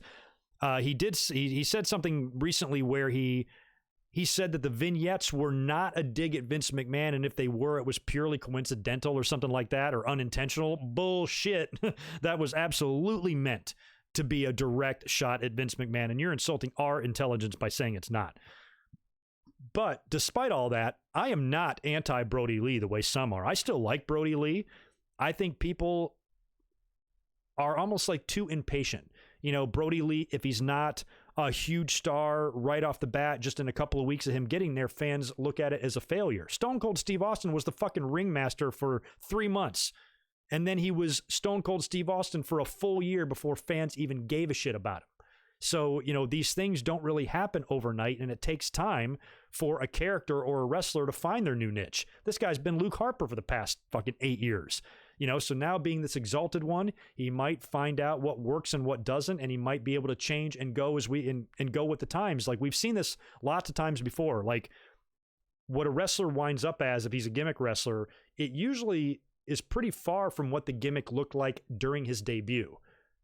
Things change, and all right, we're going to go with this instead. Like for example, I'm not a big fan of Brody Lee's Repo Man outfit. I don't know what the hell that thing is he's wrestling in. So I might want to see that change in the future. And I think that basically I'm not ready to throw in the towel on Brody Lee yet. Still think he has plenty to offer. Still think he's a great wrestler, a big guy that can be utilized properly on a main roster. Maybe not necessarily as world champion, but he can definitely be doing a lot more than he ever would have in WWE, because he was good in WWE. All his matches were good. He's perfectly capable, and with the right gimmick and angle and storyline, I think he's capable of getting over with the audience. It's just this Exalted One so far is just taking a little while to really get behind, and so far I'm not really that huge of a fan either of it. I'm just not ready to throw the dirt, in the grave and cover it, and that's it. It's dead. Got to give it a little bit of time to see if it can grow. If it can't, make changes. And so far, those are things that we've seen to AEW do. The Artist Collective sucked. What'd they do? Dropped it. There have been other things that just clearly weren't working. They fixed it. WWE can't really say that. When WWE finds something that doesn't work, not only do they don't stop it, they double down and shove it up our asses. So I think AEW is smart enough to make changes if it's becoming painfully clear that the fans want nothing to do with Brody Lee. They complain about him online. The ratings are affected by his segments and shit like that. If they're not having it, I think AEW will deal with it. That's just the way I think. So I'm not giving up on Brody Lee yet. I like him. I think he deserves more respect than that. And even though what he's doing now isn't setting the world on fire, to say he's useless and not worth the money is also wrong. And that's how the show went off the air, by the way. When Moxley ran off Brody Lee and escaped with the title, they faded to black, and that's it. So we've got one more Dynamite before next Saturday's Double or Nothing, and the go-home show should be fun. The Wednesday Night Wars should be good again this week, and it's going to probably be 3 straight weeks of really solid Wednesday Night Wrestling. Let me scroll back over here to the chat now, knock out a couple of super chats before we start getting into NXT. See what I missed. Good to see some of you guys in here as well. Good to see you, Ben and Sam and Jason and Jose and David and Giovanni and Richard and Chat Site Forums. Good to see you, man. And Toxic and Sam and Mike Witt, Cody and Tiger. All right. Terry Allen Jr., thank you, man. Appreciate the $2. Drew Gulak released Dumb with Unfair Thoughts. Excuse me? Is this breaking news? Holy shit. Holy shit. Thank you for that. All right, guys, we got breaking news right in the middle of the podcast here. Pro Wrestling Sheet has confirmed Drew Gulak has been released from WWE. Just 24 hours after being featured in the Intercontinental Championship Tournament, Drew Gulak has been confirmed to be released by WWE. What are you doing? The release was confirmed by Ryan Satin of Pro Wrestling Sheet shortly after Drew was moved to the alumni section of WWE's official roster page. Drew got to start in WWE via the Cruiserweight Classic tournament in 2016 and would go on to be a featured player on 205 Live, having a brief run with the Cruiserweight Championship in 2019. Holy crap. Do you think they knew that last night? Drew Gulak's contract was due to be out shortly, and there's a belief that he would not be re-signing with the company. Well, that's a shame. That's a shame. I appreciate you letting me know about that, Terry Allen, because I didn't see that. Wow, that must have broke right as we went live here. Well, that's sad. I was surprised. I kind of thought he was going to pull off the upset last night in the Intercontinental title tournament. We're going to talk about SmackDown in a minute. I kind of thought he might advance, but that's a bummer. I kind of thought they could go somewhere with Gulak. I felt like they started it with Gulak and Bryan. Maybe Gulak was never really interested in doing anything, but I thought they could have been a big team or a good team and a good alliance only to lead to a match with Daniel potentially putting him over. I thought when this started that Bryan could groom Gulak to be his successor, to be like, to take his spot, as being that guy when Bryan, as his career winds down, but it seems like the exact opposite of that. And Drew Gulak is gone from WWE. That is a sad release. Sounds like he wasn't sticking around anyway, so this is sad for us. It's sad for the fans. It does not seem like something to where we need to be sympathetic to Drew Gulak, because if he was going to leave, and that's what he was really going to do, and that turns out to be true, and he confirms this in a statement or on social media, and he was going to leave anyway, no harm done. I'm glad he's gone. Best of luck to him, kind of thing. But I don't know. I guess we'll get more and more information on that in the next 24 hours. Wow. Bummer. Anywho, all right, let's get back to business here. I got another super chat rolling in. Another one from Enrique. Thank you again very much, dude. I appreciate it. Thank you for that very generous super chat, although I do not know what that translates into American currency. Somebody might have answered that earlier. I just missed it. But thank you for that, as always, man. I appreciate you. Let me see. Yeah, it's 50 cents in USD. Nice. Yeah, no, nobody's doing that, guys. It's not really $2,000. We know that. Hey, either way, every donation is appreciated. If 50 cents, $1, or your view and your like, that still counts as a donation, and I'm still equally as grateful. So as long as you're watching, I'm a happy guy. You know what I really like and I really appreciate? I like likes. Come on, guys, 100, at least 100. Got 400 people watching in here. Hook me up with 100 likes, and at least maybe 200 likes would even be better. So anyway, that's a bummer about Drew Gulak, but let's get on and move on now to NXT. NXT was a good show, too. And like I said, when I'm reading, when I go through these results here, it's going to be really hard for me to pick a winner this week. I think I know who I'm going to pick. I think I know based on one really good thing that happened on one show and one really bad thing that happened on another show. And I'm probably going to have to base my decision on that. But I'll share that with you right at the end of our NXT results. Let me hit Follow the Dream. First, before we get into that, thank you very much for the $20 super chat. And Devlin coming in right underneath you. Hey, Greg, I meant to tell you that R-Truth stays 6 houses down for me. No shit. Didn't even know this the whole time, man. Keep up the good work. I'm curious, dude, if you found that out when he was, they did a special on R-Truth, I think on the network, and he was like riding a bike around his neighborhood and stuff. Looks like he lives in a nice neighborhood. Maybe you recognized it on that. That's awesome. He lives in Charlotte, right? Don't you guys live in Charlotte? I'm a North Carolina man myself.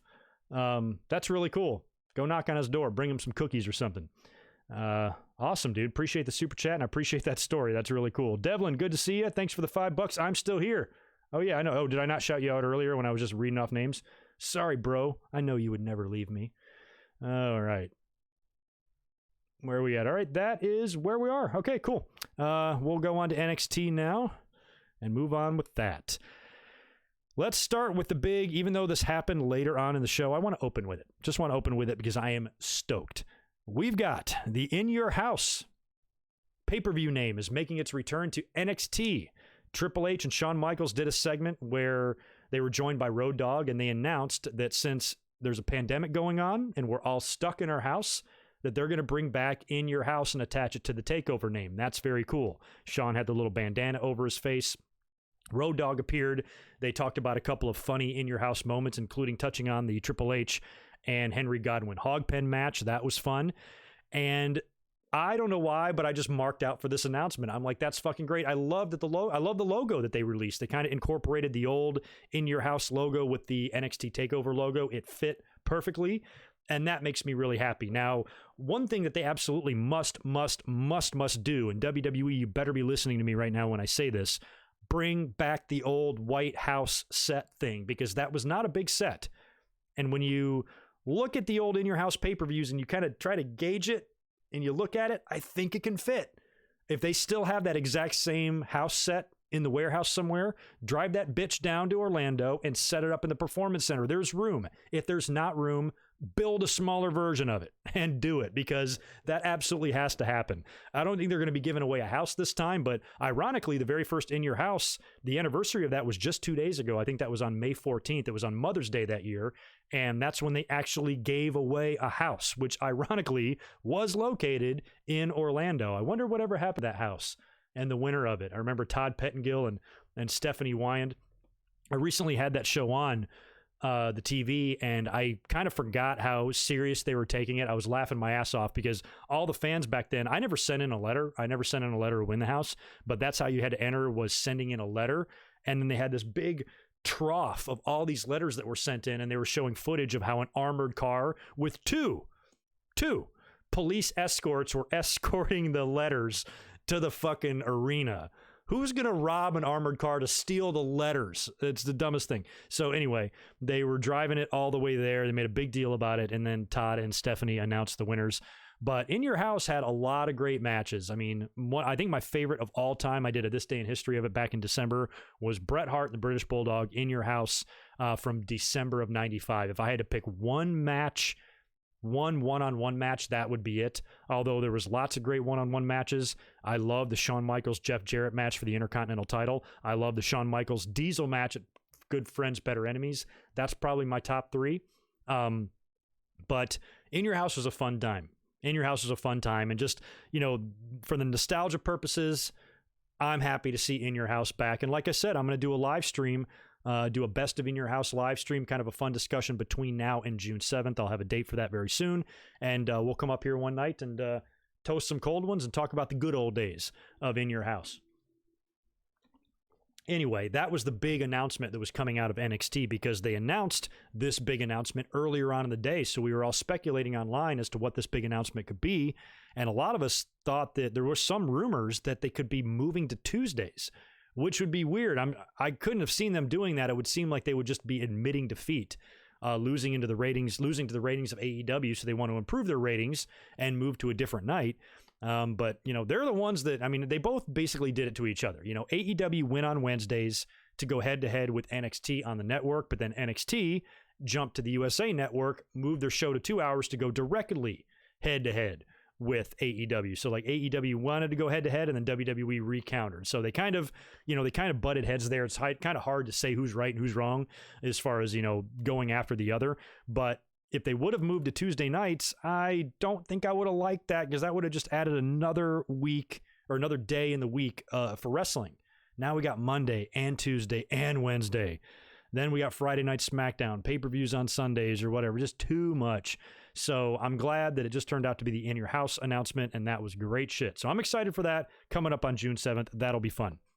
The opening match on NXT was for the tag team titles. They set this up last week. Matt Riddle and Timothy Thatcher defending the titles against Imperium. Now, they did something here that I've been calling out ever since Thatcher hooked up with Riddle. I said that he's going to turn on Riddle, because he's got the history with Walter and Ring Kampf and all that stuff. So I kind of thought that he would be a temporary placeholder for Pete Dunne, because they're kind of similar. They have similar personalities. You know, Matt is more fun-loving. Thatcher's a little bit more, you know, serious. So the chemistry, I think, would be a good replacement, although I think Riddle and Pete Dunne was much more fun. Thatcher made a decent replacement, because he kind of had that same, you know, similar chemistry and contrasting style with Matt Riddle. So I thought it worked. And I definitely saw a Thatcher heel turn coming at some point, but they pulled the trigger on it a lot quicker than I thought. I thought they would run with this a little while longer. Maybe they're thinking that Pete Dunne's going to be able to come back into the fold here soon. So they wanted to get the Riddle and Thatcher split done so you can have a couple of matches, and that issue will be over by the time Pete Dunne comes back. If they even reform the Broserweights at all, don't know. They might want to move Riddle onto something more serious or a singles role or something like that. I don't know. But anyway, what happened in the match was, I think Riddle threw one of the Imperium guys and he kind of hit Thatcher. He fell off the apron, and that was enough to piss him off to abandon Matt Riddle, leaving him in a 2-on-1 situation, and he eventually lost and dropped the tag team titles to Imperium. It reminded me a lot of WrestleMania 5 with Strikeforce. Same type of thing. Martel got knocked off the apron. I think Tito drop kicked him or something. Or no, he drop kicked him in the ring and he rolled underneath the bottom rope and out to the outside. And maybe it was a flying forearm. Can't remember. Miscommunication. Tito hit Rick.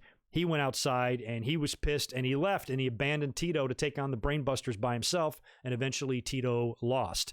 So that would lead to a feud with Tito and Rick Martel, but back then the business moved a lot slower, so you didn't get that match in one fucking night. That was the last you saw of it, and then they would go on to work the house show loop together. But just the way the turn and the implosion of the team was done reminded me a lot of Strikeforce. So anyway, after Riddle loses, Thatcher is doing a promo in the back saying he's done with Riddle, calls him a hot mess or something. Riddle shows up, they start pushing and shoving, and then later on, like a couple commercial breaks later, I think Matt Riddle's in the locker room, like FaceTiming with William Regal or something like that, and he gets Regal to agree to a match with Timothy Thatcher in the main event. So they're wasting no time. They're not booking this for next week. They're booking this for the same night in the main event. So that match would come on later on. But, like I said, the split and the breakup between the two did not surprise me at all. I've been calling it since day one, but how quickly they did it did surprise me a little bit. But maybe there was an internal reason for that, and they want to get it done now because they have plans for something else. Just a thought. Next up, we had Tegan Nox defeating Indy Hartwell. Not much of a match there. Tegan won with the shiniest wizard relatively easily. And up next, we had a Rhea Ripley promo. Now, I've been talking about this Rhea Ripley and Charlotte and Io Shirai stuff for the past couple of weeks because Ripley recently made her return, and I said all along at WrestleMania, if Charlotte wins, okay, I know that's not ideal, but I kind of understand it. So if Ripley can win the belt back from her, then I really don't care, at the end of the day. So Charlotte took on Io Shirai, of course. That match ended in a DQ. Rhea Ripley comes back, and now you got Ripley on TV cutting a promo saying she wants Charlotte, even if that means she has to go through Io Shirai first. So I was speculating on this last week. I can't tell what they're going to do here, which one of the two things they're going to do. They might actually do both. So at first I was thinking, great, Rhea Ripley is back. She'll probably have a match with Io Shirai. The winner gets Charlotte. Or WWE can protect the fuck out of Charlotte like they always do, make it a triple threat. That way Charlotte can lose the belt back to Rhea without getting pinned. Rhea can pin Io Shirai. So I feel like it's going to be one of those two things, but now I feel like it could be both. Now I feel like since Rhea mentioned on NXT that she wants a shot at Charlotte, even if she has to beat Io Shirai first, they'll make that match. They'll make Io versus Ripley, but maybe that will end in a DQ or a schmaz finish or something like that, setting up the triple threat. So we still don't know what direction they're going to go in. If it was up to me, I think Ripley should beat Charlotte one-on-one. Ripley had a great build to the title late last year. Her great fucking War Games showing and outing and then winning the title in December like that and the big celebration, what a badass she was. I felt she lost a little bit of that luster, not necessarily because of the Charlotte loss, just in general by the way she was booked into everything on TV. So I feel like they got another chance to kind of make her huge here. And if she can beat Charlotte, because don't forget, Rhea Ripley is like super young. They've got, you have to have somebody that's going to come up next. Charlotte is your queen. She's going to win 57 world titles for that company. We know that. But you still have to have somebody to success her. And I think Ripley is just somebody that has a lot of superstar $ next potential queen ability. She has that about her that you could say, wow, she could be Lita's Trish, to Charlotte or whatever. So I hope that it does lead to a one-on-one match instead of WWE taking the easy way out and putting the belt back on Rhea in a triple threat. That's kind of what I think they're going to do. Either way, I don't give a shit really, because at least it puts the belt on Rhea. But if you want to really cement her as somebody that's going to be a big deal, and when she does eventually move up to the main roster one day. You've got that built-in rivalry there with Charlotte, where they both hold big victories over the other, and it can lead to great things down the line. So that's kind of what I hope they do in the long run here, but I can't tell if they're going to go directly to a triple threat or if they're going to have a one-on-one first. Don't really know. We also had Jake Atlas defeating Tony Nese in the Cruiserweight Classic. I believe Tony Nese is winless in that. I think he's mathematically eliminated. We also had an undisputed Zoom meeting, kind of a promo with all the undisputed guys on Zoom. It was a little hard to watch, but one of the things they did mention is it looks like they're singling out Roderick Strong to handle Dexter Lumis. So that will probably be a match on TV coming up very soon. Roderick versus Lumis, and I'm sure Lumis will beat Roderick. Looks like Roderick is in putting guys over mode right now in his career. I kind of like the little promo package they did with Dakota Kai and Raquel Gonzalez. It was kind of done outside, and maybe Dakota's hometown. I don't know what the fuck.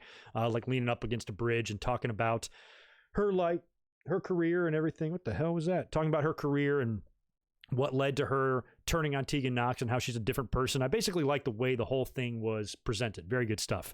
Next up, we had Cameron Grimes taking on Finn Balor. Now, this was set up last week, and Balor, we all know, was attacked a couple of weeks ago by a mystery assailant. And during the match, the mystery assailant interferes. Turns out to be Damian Priest. Shows up, starts wearing out Finn Balor with the nightstick, allowing Cameron Grimes to actually defeat Finn Balor. Huge win for Cameron Grimes. I like him. He's from Burlington, North Carolina. I've been there. There ain't much in Burlington, I'll tell you that. I like Cameron Grimes. He kind of looks weird. I think all his body hair is disgusting and everything, but I think there's something about him that I do like. I think he's funny on the mic, and this was a pretty big win for them to give to him against a former NXT and Universal Champion. And now that sets up Finn Balor and Damian Priest. So I guess the whole Finn Balor and Imperium thing is on hold. I was kind of thinking it would be Imperium because he's still targeting Walter, although you can't really get the two of those together right now, those guys, because of the pandemic. So this looks like something else maybe to keep Balor busy. And I think in the end, he will defeat Damian Priest, although Priest has been used in a lot of these type of feuds and he's lost every time. He came up on the short end against Keith Lee, maybe somebody else as well, and I would assume he's going to come up on the short hand against Balor as well. But we'll see. I like Damian Priest. That should be a good match or series of matches, hopefully, between the two of them. And maybe we'll get that at In Your House, or they could just do it on TV. Don't know. We had Isaiah Swerve Scott taking on Jack Gallagher next in the Cruiserweight title tournament. Nese attacks Isaiah Scott before the bell. So he's kind of helpless in the match with Gallagher. It's kind of one-sided. Gallagher, did Gallagher win? Or did Scott win? Shit, I have Gallagher won in here. I have Gallagher winning, but why do I think that Scott won? Anyway, I don't think he did. Gallagher won there. I think, though, Scott and Nese are both mathematically eliminated, but Gallagher might still be in. I got to look at the brackets again. You guys help me out here. I'm a mess in this Cruiserweight title tournament. The damn thing has taken so long. By the time you crown a winner, Jordan Devlin will be back. So I don't even know what the point of this thing is. But anyway, I think we get the next Drake Maverick match maybe next week. He's taking on, is it Atlas again? Who the hell's Drake taking on? Maybe he's taking on Gallagher. I can't remember. Doesn't matter. Caden Carter was up next. She got a win over Aaliyah. Robert Stone, I can't stand this guy. Don't like his faction. Love Chelsea Green. Just really, Robert Stone does nothing for me. I'm very angry about his pants. I think he dresses like a fucking douchebag, and I don't like looking at his face. I don't like anything about him or his faction or anything like that, and he's out there scouting these two girls. Looks very unimpressed with both of them. Aaliyah seems really eager to get his attention, and he doesn't really seem to be into either girl. Caden Carter got the win there after Aaliyah was very preoccupied with impressing Robert Stone. But he wasn't impressed, which no big deal. I ain't impressed by him. Next up was Dinner with the Garganos. I've really been enjoying these segments. The last one was pretty good. I like it because it's fun. It shows their darker side a little bit, kind of shows their evil side. But they both kind of have fun, dry type of humor. The type of humor I like. It's very subtle, but when you combine their dry humor and the evilness and their ego, I think it all makes for a really perfect concoction. And I like the two of them together as these kind of, like snobby, we're better than you, very, very in love, evil couple. And I think that can only get better and can grow. And like much like the Brody Lee stuff that I mentioned earlier on, because this is kind of new territory for both of them, especially Candace. I think that they can improve upon and learn as they go. Some things are going to work, some things aren't. So they'll adjust to that as they go. And so far, I think Gargano and Candace as heels together is going to be a success. I like them a lot. Main event time now, of course, Matt Riddle taking on Timothy Thatcher. This match was really good because these two guys are kind of like the same. They're both just badass bosses. I wouldn't want to be in the ring with either one of these guys because they both have a similar style. They're both ass kickers, a lot of catch wrestling, shit like that. Very good match, and I like the fact that they didn't have any sort of a really definitive finish because based on what we saw with them losing the titles and them having, kind of like pull-aparts and attacks backstage after, Riddle even got the match approved by William Regal, he was attacked backstage by Thatcher, who hit him with a TV and shit. So I think this has to set up a rematch either again on TV or you push this to In Your House and maybe, I don't know. I don't know what the situation is with the travel. I have no idea, but I think it would be cool if you try to book a rematch here for In Your House and you had Pete Dunne return. That might be fun. I don't know how to get him here, and I don't know if he can get here, but if you can, that might be fun to do that. Matt Riddle would wind up winning kind of with a roll-up here, and then Timothy Thatcher would immediately continue with the attack after the bell and locking Matt in a submission and basically just kicking his ass as the show goes off the air. So Riddle got the victory here, but this issue between the two of them clearly isn't over, and it was a lot of fun. It was a good, solid main event, and that's what I liked. So, both shows gave it and brought it again, in my opinion, on Wednesday night. The same goes for the week before. I loved last week's Wednesday Night Wars. I thought both shows were really good. I think in the end, I picked AEW, but here, this was super close. And like I said, I don't have the ratings in front of me, but I do think it was a difference of about 60,000. Maybe it was like 690 to 630. Am I in the right neighborhood there, guys? Something like that. So AEW did win again, but I'm going to pick NXT really for one reason only. Or a couple of reasons only. NXT, the big pros for me was the In Your House announcement. Loved that. 1995-year-old Greg loved the In Your House announcement. Also, we had a title change on the show that led to just a boss-ass main event between Timothy Thatcher and Matt Riddle. Those two guys wrestling is better than anything I think that we saw in the ring on AEW. So for those reasons, I'm going to give the nod to NXT because AEW lost points with the truck spot and Cody. Him running over that barricade. A little kid could have ran over that thing in a Barbie car harder than he did in that Ford F-150. So that was so unbelievably ludicrous. They lost 5 points. So to me, I deducted enough from their score that made NXT just squeak out a victory, but not by much. AEW fanboys, do not worry. I love AEW, and if I were to go back through all my podcasts and add up how many weeks AEW has won to NXT, AEW's in the lead by a couple, I think. I think I've definitely picked more Dynamite shows than I have NXT, but every now and then, NXT entertains me just a little bit more, and this was one of those weeks based on the strength of the main event, based on the In Your House announcement, and kind of the arcing story of Riddle and Thatcher that started the show and closed the show, and AEW lost some points with Cody driving through the barricade and with Chris Jericho committing a murder on one of the most beloved wrestling personalities in history. So you lose points for that, so I'm giving the nod to NXT, but like I said, not by much. Both shows were good. I enjoy Wednesdays more than any other day of the week. We'll move on to SmackDown now. Last night's SmackDown. I'll tell you something, man. I'm usually an optimistic guy and more of a positive guy. I watched SmackDown Live last night, and the response on Twitter was much better than the response I was getting from the show. I felt like watching SmackDown last night was a chore. At about 4 o'clock, SmackDown airs here at 5 for me. Or actually, it doesn't. It airs 8 p.m. local time on Fox, but I pull up an illegal stream. And by the way, the stream I was watching last night, it was from a TV station in Kansas. Oh my God. The political advertisements. Wow. I'm really happy I live where I live. That's all I'm saying. Anyway, I got a kick out of that. But I was watching it and I was like, I don't want to watch it. I don't want to fucking watch SmackDown because I have to make my notes, but I'm like, just get it done. Just watch it, write your shit down. That way you don't have to try to catch it up on YouTube. So I did watch it with all of you guys, and I found myself being annoyed with the show. But when I was reading the feedback on Twitter, a lot of you guys were giving the show decent marks. Nobody was saying it was a great show or anything, but nobody was like, this is a pointless SmackDown. It's boring the fuck out of me. I wasn't really seeing a whole lot of that. So maybe for once, I was the negative Nancy, and it's usually not like that. But I really didn't enjoy the show that much. But we'll get into the results here. We had Otis kicking off the show on Miz TV. He's a guest on Miz TV. Miz and Morrison are both in the ring, both kind of giving Otis shit. Miz congratulates him first on winning the Money in the Bank, but they go on to really make fun of him, poke fun at him being with Mandy, like, well, how the hell did that happen? How in the world could she be with you? Did she lose a bet? They showed pictures of his childhood, maybe some low-key fat shaming was going on. They were doing all sorts of stuff to shit on him.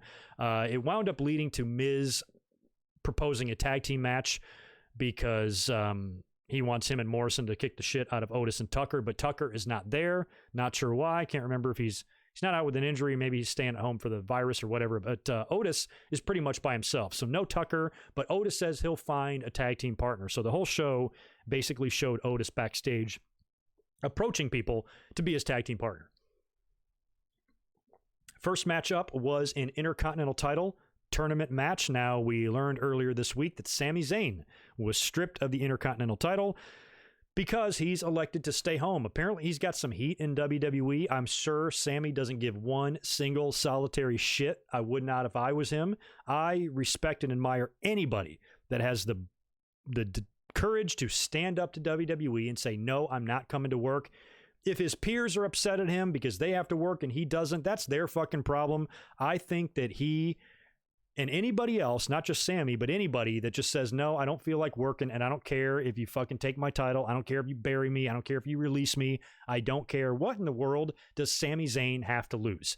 Is his spot in the company going to be any better or worse with him staying home or not? He was never doing anything anyway. Even his Intercontinental title run was uneventful. Won the title in a fluke, really never defended it, didn't do a whole lot, and the title doesn't mean anything anymore. It's not like 1987 when the belt was on Randy Savage or anything. You know, there's a completely different time period. A belt isn't going to be enough for a wrestler to stick around. Maybe he's got some heat because it's forcing WWE to do a tournament. Big deal. We have tournaments all the time. We have 3, count them, tournaments going on right now between the two companies for championship belts, TNT, Cruiserweight, and now the Intercontinental title. So the pandemic has thrown a monkey wrench in a lot of plans, but in terms of Sami Zayn, like, who cares? He was barely like the night. What is it called? Not the Artist. I called the Nightmare Collective Artist Collective earlier. The Artist Collective on SmackDown isn't really doing that much. Somewhat entertaining or whatever, but really, are they going to be any worse without him? No big deal, right? And I love Sami. I think he's entertaining as shit. I'd like to see him on TV every week, but I also respect him for saying, no, I'm not going to travel in this. Go fuck yourself. So good for him. So they've now stripped him of the title.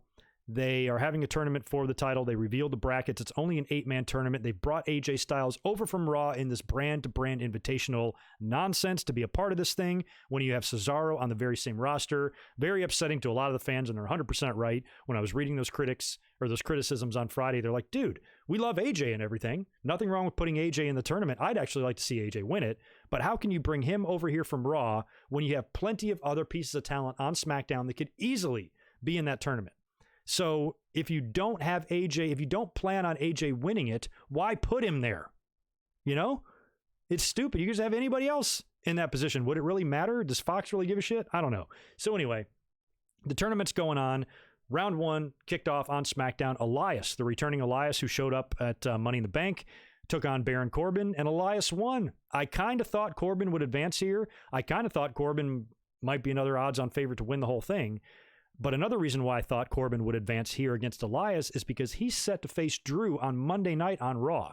So I kind of thought he'd win here and then lose on Monday. He's been losing a lot. He was humiliated at Money in the Bank. Here he loses to Elias, a guy that he's pretty much owned up until now, in a tournament match, no less.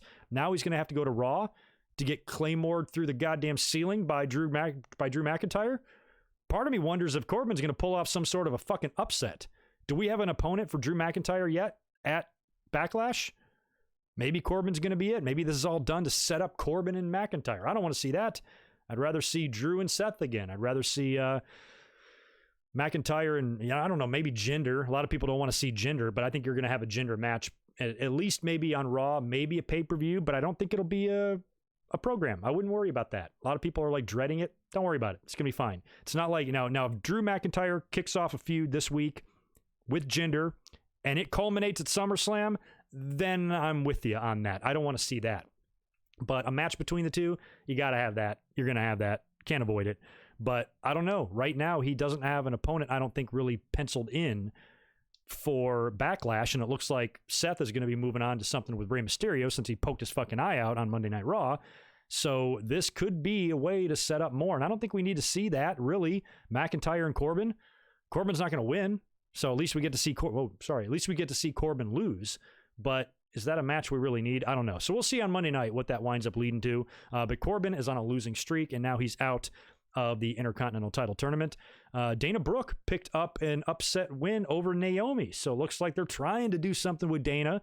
They've been slowly building her up.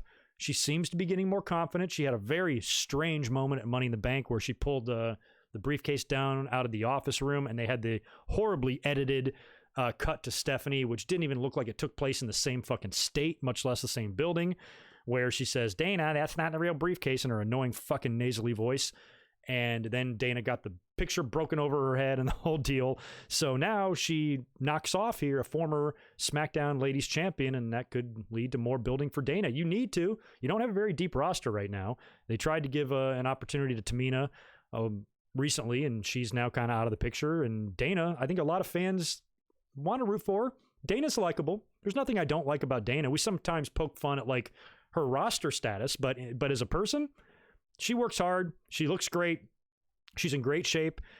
She's got a sad story too. Remember a couple years ago, we heard about her boyfriend choking and dying, and that's something that's very near and dear to my heart because I almost died a couple years back in 2012 by choking on a piece of meat, and I was there. I was on death's door, and so when I heard that story, it gave me instant sympathy for her, and I've always kind of wanted to like low-key root for her. So anytime WWE starts to do something with Dana, I'm going to root for her, and hopefully this will lead to something meaningful for her to do, or if it will just lead to absolutely nothing like so many other things do.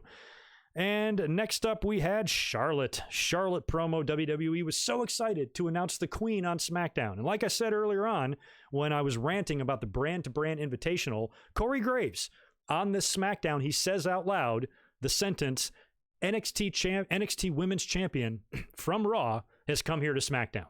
She's basically on all three brands. Make up your mind, WWE. So she is out in the ring, all the way out in the ring in street clothes. She's not in her gear, talking about how great she is. She's interrupted then by Bayley and Sasha, so that's kind of cool to see all of them together again. They talk smack to each other, subtly teasing the issues between Sasha Banks and Bayley. I think Sasha, in addition to looking fabulous, by the way, she's also doing a really good job of making the most subtle little facial expressions. Because they're teasing the shit out of us. I mean, for God's sakes, how much longer are you going to wait to pull the trigger on this? They've literally been teasing this for like 18 months. The split between the two of them. So there aren't really any more subtle hints you can really drop, but Sasha is playing the part pretty well to where she just kind of barely facially reacts when she doesn't like something Bayley says. She doesn't overdo it. It's not over animated where she's like, huh?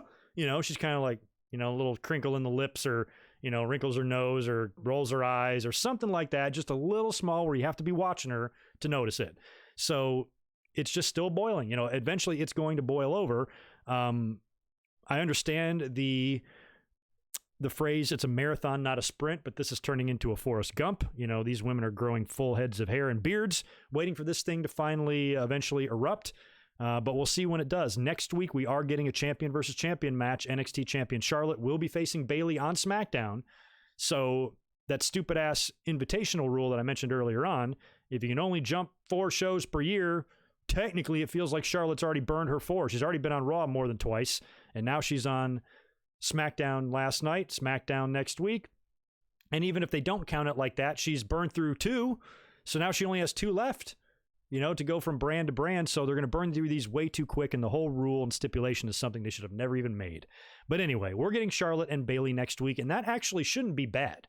I mean, what's wrong with two champions facing each other? I really don't have a problem with that. But sometimes the fans question the logic of needing people on multiple shows, and they're right. I don't need Charlotte twice a week. I'm cool with Charlotte twice a week sometimes. If the NXT champion wants to be on Raw or SmackDown once a month, no problem. I'm not going to fucking scream at the top of my lungs and tweet in all capital letters and act like a psycho. I don't care. But every week, we don't need that. We need Charlotte 5 times a month, not 8. So a little compromise, WWE, is all we really ask for as fans. Am I right? We mentioned Drew Gulak earlier on. Shout out to the gentleman in the chat who informed me of his unfortunate release. That broke as we are live here. So Drew Gulak is no longer with the company, and he faced Daniel Bryan last night in the Intercontinental title tournament. Bryan, of course, won the match. He had an interview with Renee Young after that. And next week, the brackets, we get AJ Styles and Shinsuke Nakamura. So even though I think AJ coming over here into the brand-to-brand invitational is stupid, at least it's giving us AJ Nakamura. So that ain't bad. And we're also getting Jeff Hardy and Sheamus. So the winner of Hardy and Sheamus will take on Daniel Bryan. And the winner of Nakamura and AJ will take on Elias. So based on that, I don't think they would bring AJ over to SmackDown to lose to Nakamura in the first round. So I think AJ will get by Nakamura, and I think AJ will get by Elias. There's no way Elias is beating AJ Styles. If Nakamura beats AJ, that would make a better matchup for Elias, babyface and heel, but I don't know why you'd bring AJ over if that was the case. You'd put Nakamura in there with someone else. So it makes me think AJ is going to get past Nakamura, probably get past Elias as well, and face somebody in the finals. Now, who will he face in the finals? I'm going to guess that Jeff Hardy's going to beat Sheamus. They're both recently back. It's not like Sheamus is a slouch or anything, but based on all the vignettes and the promos and packages we've seen for Jeff Hardy, feels like they're going to push him again. So I feel like he should get by Sheamus, setting up a Daniel Bryan and Jeff Hardy match. That ain't too shabby. We could also get a Daniel Bryan and Sheamus match, which could be fun, given their history. One of the most important reasons why the Yes Movement was created was due to that match with Sheamus all those years ago. So that would be interesting, but I think Daniel Bryan and Jeff Hardy would make a more fun match. And then regardless of who comes out of the winner in that encounter, they get to face AJ in the finals. So we're almost guaranteed to get a really good, solid Intercontinental Championship match between two people who the fans think are workhorses. You know, it's supposed to be the workhorse title, so you should have two workhorses in there. I need AJ and Daniel Bryan in the finals. That's probably who I'd pick if I had to pick, like my favorite, but I feel like it'll be Jeff because he's recently back. So either way, AJ versus Hardy or AJ versus Bryan is a very sexy Intercontinental Championship final.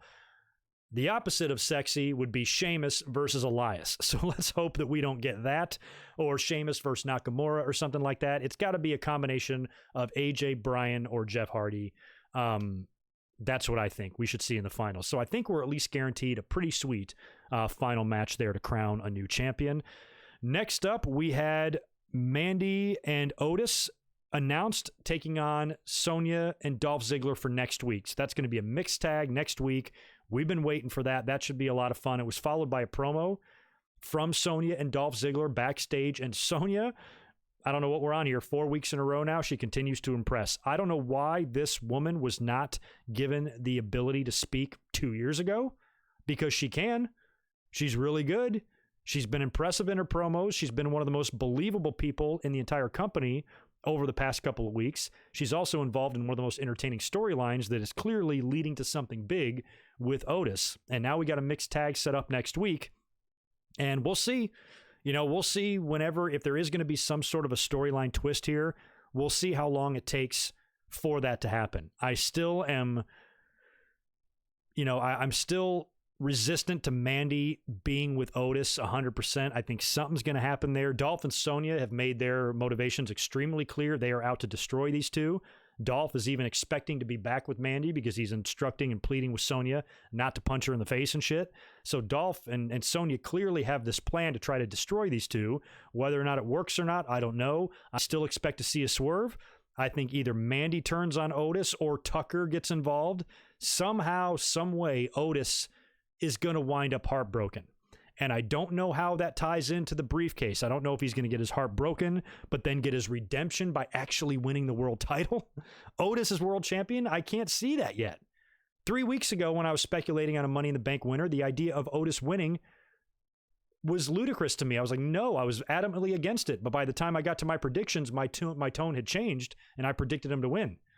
So now here he is with the briefcase, and part of me thinks they could save whatever swerve they have planned for whenever his title match happens. Whenever he decides to cash in the briefcase, Otis, I think, is a really good candidate for somebody to cash in unsuccessfully.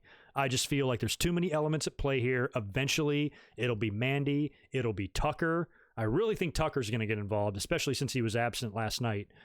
Eventually, it'll come down to something like that, something screwing Otis over. It could be Dolph Ziggler. Dolph Ziggler screwing him over as well. Could be him. And then if you combine that with something involving Mandy or his tag team partner, I don't know. It could leave Otis distraught because I just don't know. I just can't see him really cashing in right now. There's too much going on. Braun Strowman, Bray Wyatt, and I don't know.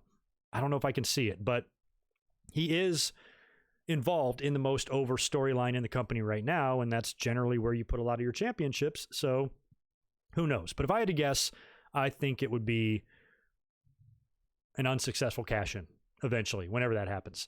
In the main event, Otis, like I said, is going to be taking on Miz and Morrison. He needs to find a tag team partner. He approached a couple of people backstage, including Sheamus, and finally Braun Strowman, who said he appreciated the balls to come up to him and ask him, and he'd think about it. He'd take it into consideration, and eventually he does agree to do it. So it's Otis and Strowman taking on Miz and Morrison. Strowman and Otis undoubtedly win here. Strowman hits the power slam to Morrison for the win.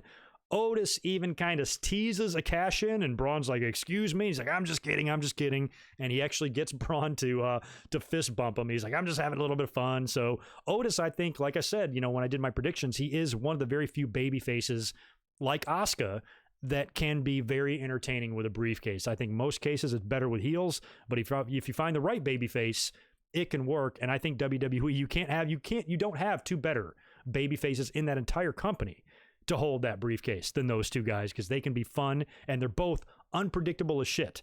Unfortunately, we don't get to see Asuka have that briefcase because, like I said on my Monday Night Raw review, Becky didn't know she was pregnant prior to the match being filmed. So that means Asuka was the choice the whole time.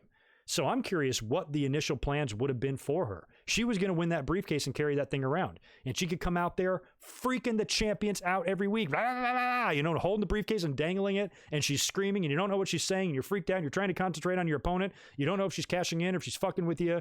I think Asuka could have had a ton of fun because Asuka's like literally my favorite person on the roster right now. So it's a shame we don't get to see that, but at least we skipped the middleman and Asuka is now the champion, and hopefully she's not just the champion to pass it on to Shayna Baszler. Hopefully she's there to have some kick-ass matches. And when you look at the Raw roster right now, look at who is on the top of that title picture. Asuka and Shayna Baszler are going to be feuding for your Raw Women's Championship. The two most dominant women in the history of NXT are going to be going head-to-head for the crown. That's cool. So we can definitely do worse on Monday Night Raw. They don't have a deep roster, as Bayley pointed out last night on SmackDown, when she was throwing shade at Charlotte. And she goes, I don't care. She said something about Charlotte going to Raw and just beating Liv Morgan every week, basically acknowledging the fact that Raw has no depth whatsoever on their women's roster. We even saw Natty go down pretty easily to Shayna Baszler. So it's really a two-woman roster right now on Raw with Shayna and Asuka. And then sometimes when you want to involve Charlotte in that. So to me, that's kind of good. And we'll see what the future holds for the Raw women's title. Should be good stuff. And anyway, as it pertains to SmackDown last night, like I said, a lot of people gave the show decent marks. Like it wasn't a horrible show, but I just wasn't that entertained by it. I was ready for it to be over. I was kind of in the middle of other stuff, and I felt like watching SmackDown last night felt like a chore, and I didn't want to do it. So anyway, that is your week of WWE and AEW TV, and that's it for my notes as well. So I'll cruise over here and see if I have any other super chats I need to answer. My likes still really, really suck. If you guys could help me out and try to get me up on some more likes, I would appreciate it. I see one super chat there from Devlin. Let me make sure there's one from Michael. Oh, Ajax. All right, I got to go way back up here. Stone Cold. All right, so Follow the Dream, I got yours, and Devlin, I got yours. I'm going to scroll down here to Stone Cold 10X. Thank you, brother, for the $2. 2 classic pay-per-views for NXT, War Games, and now In Your House. I'd like to see them bring back more. What are we missing? Oh, man. Not really King of the Ring. Yeah, but War Games and In Your House are too good. Clash of Champions. Haven't they done that too? Have they done Clash of Champions? I feel like they have. I would like to see the Clash be brought back too. That might be fun. But yeah, I'm really happy about the In Your House being brought back. It just makes me warm inside. Ajax Johnson, thank you very much, man, for the $5. I appreciate it. Best use of the In Your House set was HBK versus Undertaker in Your House before their Hell in the Cell match. HBK tried to escape through the door. That wouldn't open. Yeah, that was at Ground Zero. That was actually the very first 3-hour In Your House. That was when they changed. And they attached the Ground Zero name to it because prior to that, they were, they did Canadian Stampede in July, but it was still only a 2-hour show. And by the time they got to Ground Zero, it was going to be 3 hours every month. And that led into Hell in the Cell, which then led into DX or D-Generation X in December. And then there was No Way Out and Unforgiven and so on and so on. But yeah, when Undertaker, didn't he throw Shawn through the window or something? Didn't he throw him like through the, like head first through the window, something like that? Or maybe he press slammed him onto the pottery or the plants that were around the house. But yeah, they got to bring back that set, man, for TakeOver. That's going to be great. Yeah, good stuff, man. I should go back and watch that encounter because that was really the first one-on-one match between Shawn and Taker at that time. I think they had crossed paths in the ring before, a couple of tags, but one-on-one, Shawn and Taker really hadn't had that match. WWE, for the most part, kept them apart until Shawn went heel and cost Taker the match at SummerSlam. So, yeah, up until then, we really hadn't gotten any sort of a program between those guys other than, couple of spots in the ring here or there. Michael, thank you very much, dude, for the $5. I appreciate it. I live in Long Beach, New York. The film City by the Sea was based on here. Hate living here. Oh, okay. Yeah, for some reason I thought you were living in a place a little bit more tropical. Hate living here. Man, well, I hope you get out of there one day. If you want to stay at the beach, I recommend my own stomping grounds of Wilmington, North Carolina. A little further south, quieter beach setting, laid back, chill vibe, warmer weather. Hang in there. Broken John P., that is not a good comment at all. You cannot say something about that like Martha Hart.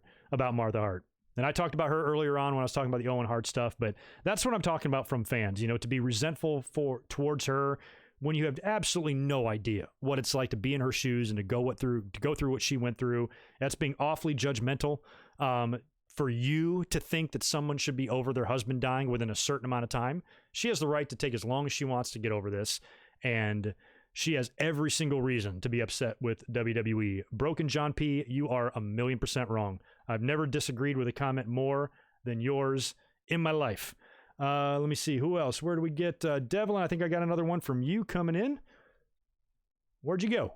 There you are. Thank you, brother, for $5 more. Sammy should return with the old Intercontinental title belt. I like it. I had pitched the idea of Sami Zayn not sending them back the current IC title, if he even has it. I'm sure they have a million replacements of that thing, but I was like, you should not send it back, refuse to send it back, and force them to go back to the old design. But if he did return to the WWE, that would be fun. You got to remember, they've done this a lot of times. Shawn Michaels and Razor Ramon's ladder match at WrestleMania 10 was done similar in the same way. They crowned Razor, stripped Shawn. Shawn came back with the title, said, no, I'm the Intercontinental Champion. They had 2 belts hanging from the ceiling. So if Sammy did that and came back with the old championship and said, whoever wins, that style of belt returns, I don't think it'll happen. I think WWE, when they make a change, I think they're going to stick to it. And I'd love to have that thing back. Don't get me wrong, but I don't think it's going to happen. But I like your idea, Devlin. I'd be totally into that. Steve Myers, thank you very much, brother. Appreciate the $2. Gulak's contract expired, not released, free agent. That's not what we read. I just read through this story. According to Fightful and Pro Wrestling Sheet, his contract is coming up, but not up. I'm still thinking it was a release. But yeah, I don't know. I'm sure there's a lot of conflicting reports. Either way, he's gone. And we just all wish him the best here. We all wish him the best. But appreciate that very much, Steve Myers. Thanks for hanging out. You're a Patreon supporter as well. Always a pleasure, brother. Yeah, Dan Price, I already talked about AEW. Actually, my notes are done. We're just kind of shooting the shit now and hanging out until I sign off here. Oh, man, there you are again, Steve Myers. I didn't see that $5 one either. Thank you, man. Thank you for the $5. Showed up late. Here's for a Stella that I owe you. All right, I'm going to have some Stellas tomorrow night when we discuss Edge and his world title victories. Let me make sure I didn't miss anybody else. The chat is weird. When the chat starts getting crowded, it's easy for me to, when I go try to backtrack and catch super chats, I can sometimes miss one, so I'm very much sorry about that, you guys, but I think I got them all here. Oh, I like it. Prince 66 Alistair is going to cost AJ the tournament. Okay. Do you think he does that immediately in round one? Like he'll cost AJ the match against Shinsuke, or will he wait until the match with Elias? That would put Elias, though, in the finals, and I don't want to see that. And I also don't think I want to see AJ get help in the final, because AJ will likely take on a babyface. I'm assuming he's going to take on Daniel Bryan or Jeff Hardy, in which case I don't want to see the match ruined by an Aleister Black interference. So if Aleister is going to do what you're doing, or what you're saying, I think he needs to cost AJ a match prior to the finals. But the only problem with that is it might make for a shitty final. Well, no, not if Shinsuke wins. Yeah, so if Aleister is going to do that, I think I'd only accept it if he cost him the match against Shinsuke. That way we could at least get Nakamura in the finals. I'd rather have Nakamura in the finals over Elias. So yeah, maybe. We'll see. I like that feud, though, that's on the horizon between Aleister and AJ. That should be fun. Super chats rolling in. Who's next? K-Dog Skennel. Good to see you, man. Another Patreon supporter in the house. Really looking forward to Dark Side of the Ring with Owen, but man, it's going to hurt. Owen should still very much be with us. Yes, he should. Yeah, and like I said, I talked about Martha Hart on Talk is Jericho earlier on at the beginning of the podcast here. That was really interesting, so if you haven't checked that out, please do. It will provide a nice little sample to what we're probably going to see on Tuesday, and I invite you to please go back and look at my commentary from last year. I did a big podcast on the life and career and death of Owen Hart for the 20th anniversary of his death. Probably one of my favorite videos I've ever done, because I really thought about what I needed to say in that and everything, and I still stand by every single word I said in that, including a lot of my thoughts on Martha Hart and that whole situation. So check that out as well sometime between now and Tuesday. I think it'll be a nice little setup for the Dark Side of the Ring that airs on the Vice channel. And then, like I said, Wednesday morning, probably like 10 a.m. my time, 1 p.m. on the East Coast, I will premiere my Owen Hart Dark Side of the Ring review. That'll be up on the channel Wednesday morning. Should be good stuff. Yeah, David, I've got the Owen Hart Heart of Gold set. I can see it. It's how accessible shit is to me. It's literally within arm's reach of me, everything. Owen Hart. Oh, no, that's Heart of the... Yeah, Dark, is that what we said? Yeah, Heart of Gold. Yeah, I got that one. I got every Hart family or Hart-related DVD that they've ever done. Also, go take a look at my 10-year anniversary special on my media collection and my memorabilia collection. It's on the channel as well, and I go through literally every single DVD I have. So if you're interested in to see what kind of DVDs I got, the video is available on my channel right now. Crash, thank you for the $2, man. What do you think killed Elias's momentum? I don't know. Elias, I think part of the problem with Elias is WWE is just perfectly fine using him in that same situation every week. He never needed a program. Even when he had a program, it was stupid. He feuded with so many guys on and off, Lashley and Strowman, and he was heel and face. Everything that's killed his momentum has been WWE's doing, because he's got charisma out the ass. He's talented. He can talk. He can do things. And I think WWE realizes that, and that's all they want to do with him. He's like a one-trick pony, even though he's got more than that to offer. As long as he's out there with a guitar, whether he's heel or babyface, if he's out there as a babyface playing or a heel, have him out there playing where somebody interrupts him, leads to a fight or a match or something like that, and you can literally rinse and repeat that shit forever.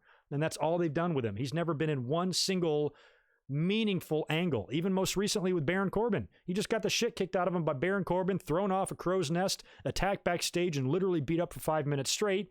And then he just rolled him up in a tournament match and got a 1-2-3, and that's his revenge. I don't know.